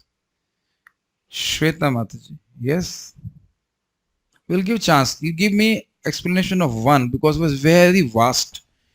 3 अर्थ हैं, एक अर्थ बताइए अव्यय शब्द का। हाँ जी। हरे कृष्ण प्रभु, आपने 3 अर्थ बताए थे, तो मैं उसमें से एक बताती हूँ। जी। अव्यय जिनमें कोई परिवर्तन नहीं होता, जिनमें कोई विकार नहीं होता, क्योंकि हमारा जो भौतिक शरीर है उसमें 6 विकार होते हैं, लेकिन जो भगवान है उनमें कोई विकार नहीं होता। ऐसा वो उनकी जो आयु है वो षोडश आयु है, तो ऐसा लगता है कि वो तब तक बढ़ रहे हैं, और उसके बाद तो उनमें कोई विकार नहीं होता। जी, षोडश माता जी संस्कृत बोलिए, षोडश मतलब होता है 16। अरे माता जी सब लोग संस्कृत नहीं समझते, आपको हिंदी बोलनी पड़ेगी। Okay, very good. माता जी आप संस्कृत पढ़ी हुई है क्या? संस्कृत टीचर हैं क्या आप? नहीं नहीं प्रभु, पर हिंदी अच्छे से आती है प्रभु। Very good, very good. Okay, अव्ययम का दूसरा अर्थ बताइए। आज आपने अव्ययम के बड़े अच्छे अर्थ सुने थे। अव्ययम का दूसरा अर्थ क्या है? Hari Smriti Mata ji. Okay, and then third arth will be given by Revati Mata ji. हाँ जी, yes, I ask you to unmute. Yes. Hare Krishna Prabhu ji. प्रभु जी, अव्ययम का एक अर्थ आपने बताया था अपरिच्छिन्न। देखिए मैं आप लोगों से पता रिपीट क्यों करा रहा हूं, जब तक कम से कम 1500 बार नहीं बोलेंगे इन शब्दों को, तब तक दिमाग में घुसेगा नहीं है। क्योंकि दिन में तो अच्छा, दिन में आप में से किसी ने बोला ये शब्द बोला परिच्छिन्न? हाथ खड़ा कीजिए। किसी ने नहीं बोला, मैंने भी नहीं बोला। अगर मैं तैयारी ना करूं तो ये मुख से शब्द ही नहीं निकलेगा, परिच्छिन्न अपरिच्छिन्न। तो जरा व्याख्या कीजिए, परिच्छिन्न अपरिच्छिन्न क्या होता है? हाँ जी। प्रभु जी, इसका मतलब ये है कि भगवान स्थान, वस्तु और काल के अधीन नहीं है। भगवान एक बार में, वो एक बार में। पहले ये बताइए परिच्छिन्न का अर्थ क्या होता है? परिच्छिन्न मतलब कि वो एक समय पे एक जगह होना, या एक बार में एक स्थान पे होना, या एक काल में एक बार होना। और अपरिच्छिन्न मतलब कि वो there is no limit to. हाँ, बस यही बोलना चाहता। अच्छा बताइए, अगर लिमिट को क्या कहते हैं हिंदी में? सीमा। मत करो। हाँ, सीमा।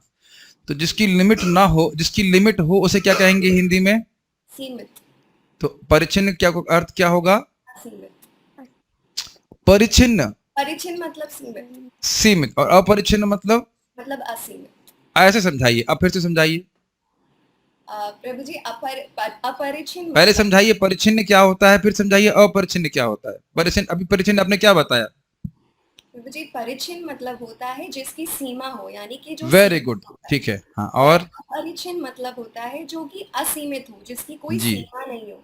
तो हाँ, अव्ययम का यहाँ पे अर्थात है कि अपरिच्छिन्न, जिनकी कोई सीमा नहीं है। नहीं है। और अब आगे से मैं आपको हेल्प कर रहा हूँ, क्योंकि ये बार-बार पूछूँगा, अगर किसी को समझाना हो तो इतना आसान नहीं होता है। तो सीमा किन के द्वारा बाँधी जाती है जगत में?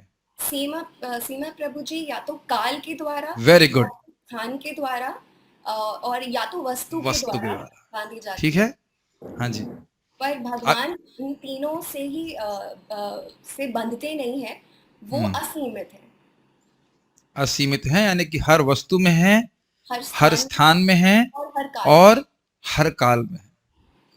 थोड़ा-सा इस पे रिफ्लेक्शन एक ये है कि हम बहुत से लोगों से मित्रता करते हैं और हम हो सकता है हमारे सबसे अच्छे मित्र हों। क्या वो हमेशा हमारे साथ रहेंगे?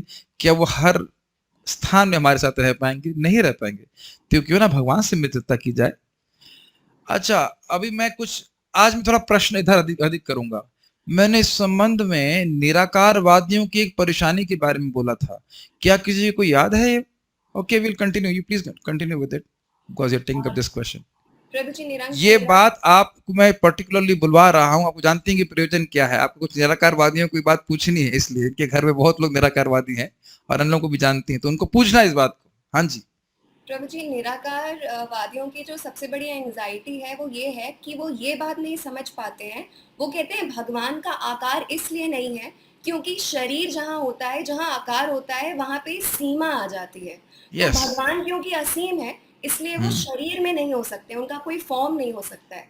ठीक, गुड। परंतु वो ये नहीं समझ पाते हैं कि भगवान फॉर्म में होने के बावजूद भी लिमिटलेस रहते हैं। वो शरीर उनको रोक नहीं सकता या सीमित नहीं कर सकता, जिस प्रकार हम बद्ध जीवों को शरीर सीमित करके रखता है। क्यों? क्योंकि भगवान द्वारा ही सब कुछ क्रिएटेड है। नहीं, क्योंकि भगवान का स्वरूप विग्रह वो शरीर नहीं है। उनमें देह और देही का भेद नहीं है। जी, पर उनका जो फॉर्म है दैट इज सच्चिदानंद स्वरूप। राइट, उस पे हम भौतिक शरीर की लिमिटेशन अप्लाई नहीं कर सकते। I am very happy to repeat this point. और अब सब भक्त उस बात को पकड़िएगा, वो बार बार कहेंगे कि मैं अपनी आंखों से आईआईटी में एक ऐसे किताब खोल लिया, वहां एक व्यक्ति उसमें लिख रहा था कि Jiva Goswami says absolute to the person this seems absurd to me. Why it seems absurd to him? पहली बात तो कहाँ जीव गोस्वामी जी, कहाँ वो सो कॉल्ड स्कॉलर, बिकॉज वो सोच नहीं पा रहा है कि भगवान के ऊपर भौतिक नियम लागू नहीं होते। यहाँ तक कि देवताओं पे भी नियम वो लागू नहीं होते जो मनुष्यों पे होते। तो भगवान की तो बात ही अब छोड़ दीजिए, ठीक है? ओके, अव्ययम का तीसरा अर्थ कौन बताएंगे? Radhika Mata ji. Okay, will give chance to Revati Mata ji, she has not spoken since long. Yes, please go ahead. आज का श्लोक देखने में कितना सिंपल था ना, लेकिन कितनी सारी बात सीखने के लिए। हाँ जी। प्रभु जी अव्यय का तीसरा अर्थ है भगवान अविनाशी है, भगवान पे काल का प्रभाव नहीं है। और एक लास्ट अर्थ आपने बताया था यदि कोई भगवान को नहीं भी जानता है तो भी भगवान को कोई दिक्कत नहीं है। कोई दिक्कत नहीं है, भगवान खुश है अपनी सत्ता में। भाई कुछ उल्लू मिलकर के सूर्य की सत्ता। हाँ, अरे ये तो पूछना चाहिए था। चलिए उदाहरण दीजिए, मैंने थोड़ा हिंट कर दिया। कैसे? जैसे अभी बोला ना, मैंने आपको हिंट दिया ना। उल्लू उल्लू उल्लू उल्लू, याद नहीं आ रहा है? उल्लू उल्लू उल्लू याद नहीं आ रहा है? ओके, किसको उल्लू याद? उल्लू याद रखो, भगवान को याद ना रखो है। चलिए ठीक है, कोई बात नहीं। उल्लू किसको याद आ रहे? लक्ष्मी भूल जी। गई, भूल गई। ठीक है, लक्ष्मी जी और उल्लू का एग्जाम्पल। लक्ष्मी और उल्लू। अरे वो तो सार्वभौम प्रभु ने दिया था, वो तो मैं आज दिया ही नहीं।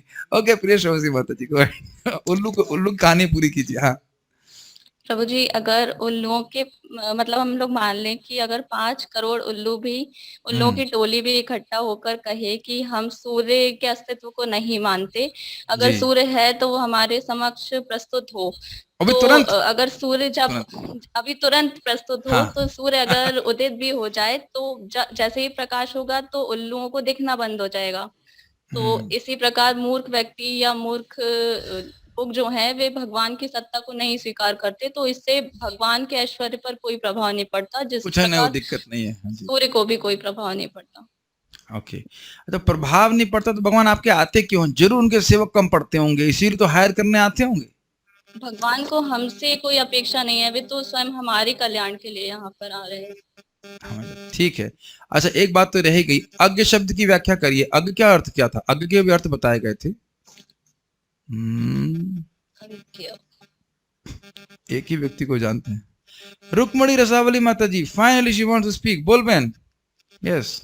हाँ, अपनी बांग्ला कथा बोलते पारी। हाँ जी, नहीं मैं बांग्ला जानी ना जी, हमारा बांग्लार ज्ञान अल्प अछि। हाँ जी, हमको इतना नहीं पता है बांग्ला प्रभु जी। हरे कृष्णा। अच्छा ठीक है, मुझे आज्ञा पता का है लगा बांग्ला मतलब बोलते है हैं। अनुपासक, जो भगवान के जो लोग भगवान के भजन नहीं करते हैं उन लोगों को बताया गया। Yes, अनुपासकम।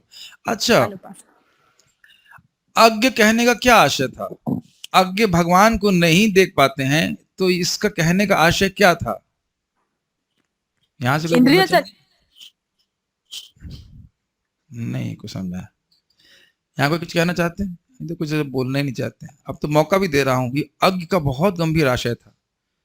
Okay, 3 devotees are raising. Revati Mata ji, okay, will give one more chance. पिछली बार उत्तर कंप्लीट नहीं हुआ। अज्ञ का अर्थ क्या है? अरे प्रभु जी लोग हाथ ही नहीं उठा रहे, कहाँ गायब सा हो गए? हाँ जी, ओके, एनीवेज गो अहेड।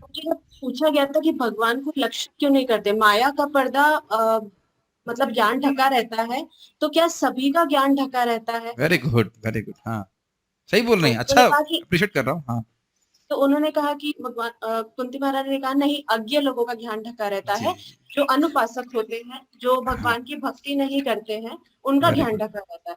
हाँ, और कौन लोग भगवान को देख पाते हैं? वीर राघवाचार्य जी की टीका में क्या पढ़े थे आपने? जो भगवान के भक्त हैं, जो भगवान की भक्ति कर रहे हैं। इतना डाउट क्यों पूछ रही हैं, बोल रही हैं? जो भगवान के भक्त हैं वो देख पाते हैं, ऐसे इतने कॉन्फिडेंस से बोलेंगे आप? अरे जो भगवान के भक्त हैं, भगवान उनके हृदय को शुद्ध करते हैं, तो भगवान उसमें आकर के अपनी स्फूर्ति स्वयं कराते हैं। ये व्याख्या हमने करी थी। तो अज्ञ लोग नहीं समझ पाते। किस चीज से अज्ञ? किस चीज से अज्ञ? भगवान से तो अज्ञ हैं, एक और बात से अज्ञ हैं वो।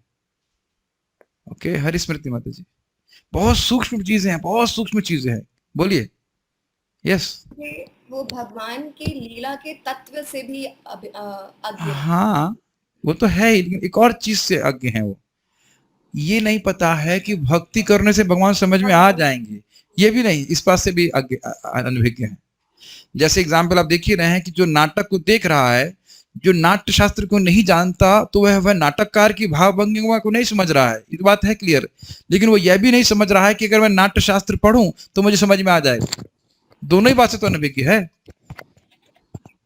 देखने में बहुत सिंपल सी प्रार्थना लग रही है, लेकिन आप देख सकते हैं कितनी गंभीर है। और लास्ट, मूढ़ दृशा, इसकी व्याख्या हम कुछ किए थे।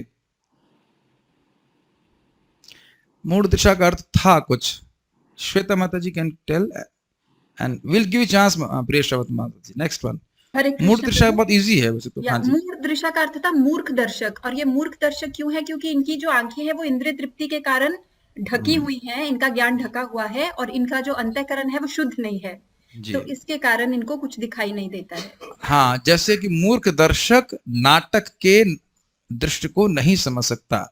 अब लास्ट क्वेश्चन है कि जो नाटक हो रहा है, उसके संबंध में जो बात नहीं समझ में आ रही है, उसके दो बातें, दो पहलू कहे गए थे, उसकी व्याख्या कीजिए। Harismriti Mata ji, Radhika. Okay, one will be told by Harismriti Mataji, one will be told by Radhika, and if something is left, it will be told by Priya Shavasi. ठीक है? This is how is there. Yes, go ahead. आज कुछ ही भक्त बोल रहे हैं, बाकी लोग सब चुप हैं। राम अवतार तो आप लग रहा है बोलते नहीं कुछ। क्या बात है? Okay, anyways go ahead. प्रभु जी, इसमें ये व्याख्या हुई थी कि वह व्यक्ति ये भी नहीं समझ पाता है कि कोई अगर नाटक कर रहा है तो उस कॉस्ट्यूम के पीछे का असली व्यक्ति कौन है, वो ये भी नहीं देख पाते हैं। तो इसका कहने का क्या आशय है भगवान के संबंध में? क्योंकि वो माया से इतने प्रभावित हैं, उनके इंद्रियों जनित ज्ञान का जो विषय है वो वस्तु है, वो भौतिक वस्तुएं हैं, और वो भौतिक वस्तुएं जो है वो विविध विकार के रूप में होती हैं, पर भगवान जो है वो विविध विकार के परे हैं, इसलिए वो कॉस्ट्यूम के पीछे उनका स्वरूप नहीं देख पाते हैं। हाँ, थोड़ा और क्लियर कीजिए, क्या नहीं समझ पा रहे हैं वो? भगवान को देख भी रहे हैं मान लो, तो क्या नहीं, किस रूप में नहीं देख पा रहे हैं? उनके सच्चिदानंद स्वरूप में नहीं देख पाते। यस, वो उनको मनुष्य जैसे रूप मान लीजिए फॉर एग्जाम्पल कोई व्यक्ति, मैंने एग्जाम्पल दिया था कि मेरा मित्र था केमिकल इंजीनियर और वो बन गया भीष्म पितामह, तो किस रूप में दिखाई पड़ रहा है? भीष्म पितामह के रूप में। लेकिन क्या वो केमिकल इंजीनियर के रूप में दिख रहा है? नहीं दिख रहा है। तो उसी प्रकार से भगवान मनुष्य रूप में तो दिख रहे हैं, लेकिन सच्चिदानंद स्वरूप भगवान के रूप में नहीं दिख रहे। फाइन। दूसरा क्या असमझावट थी? Radhika Mata ji can speak and then. हरे कृष्णा प्रभु जी, जो नाटककार होता है वो जो एक्शन करता है, जो स्टेप करता है, उसको नहीं समझ पाते हैं कि ये क्या कर रहा है जी। तो ऐसे ही लोग भगवान की लीलाओं को भी नहीं समझ पाते हैं कि ये क्या कर रहे हैं। गुड। अब हैव फर्दर मोर क्वेश्चंस। इसको चक्रवर्ती पाद ने कैसे समझाया था कि माता कुंती क्या नहीं समझ पा रही हैं? अगर भगवान कृष्ण कहें अरे आप तो मुझे देख रही हैं, क्यों कहने कि मुझे नहीं समझ पा रही हैं? सब भूल गए। ये आपने पढ़ाया था क्या? Yes yes. You want to give a try Ayush? Yes, speak in the mic. Kunti महारानी के यहाँ पे उन्होंने एग्जाम्पल लिया था कि जैसे भीष्म पितामह थे तो भगवान ने उनको मरवा दिया, द्रौपदी के पुत्र थे उनको मरवा दिया, परंतु पांडवों की रक्षा कर रहे हैं और उत्तरामाता समझ में नहीं आ रहा है। और ये कई बार लोग प्रश्न करते हैं, तो आप कह सकते हैं जब कुंती महारानी को समझ में नहीं आ रहा तो हमें कैसे समझेंगे? जब तक कुछ शास्त्र में वर्णन नहीं किया जाता तो हम कैसे समझ सकते? ठीक है, तो यहाँ तक तो हो गया। अब टेस्ट ले लिया जाए।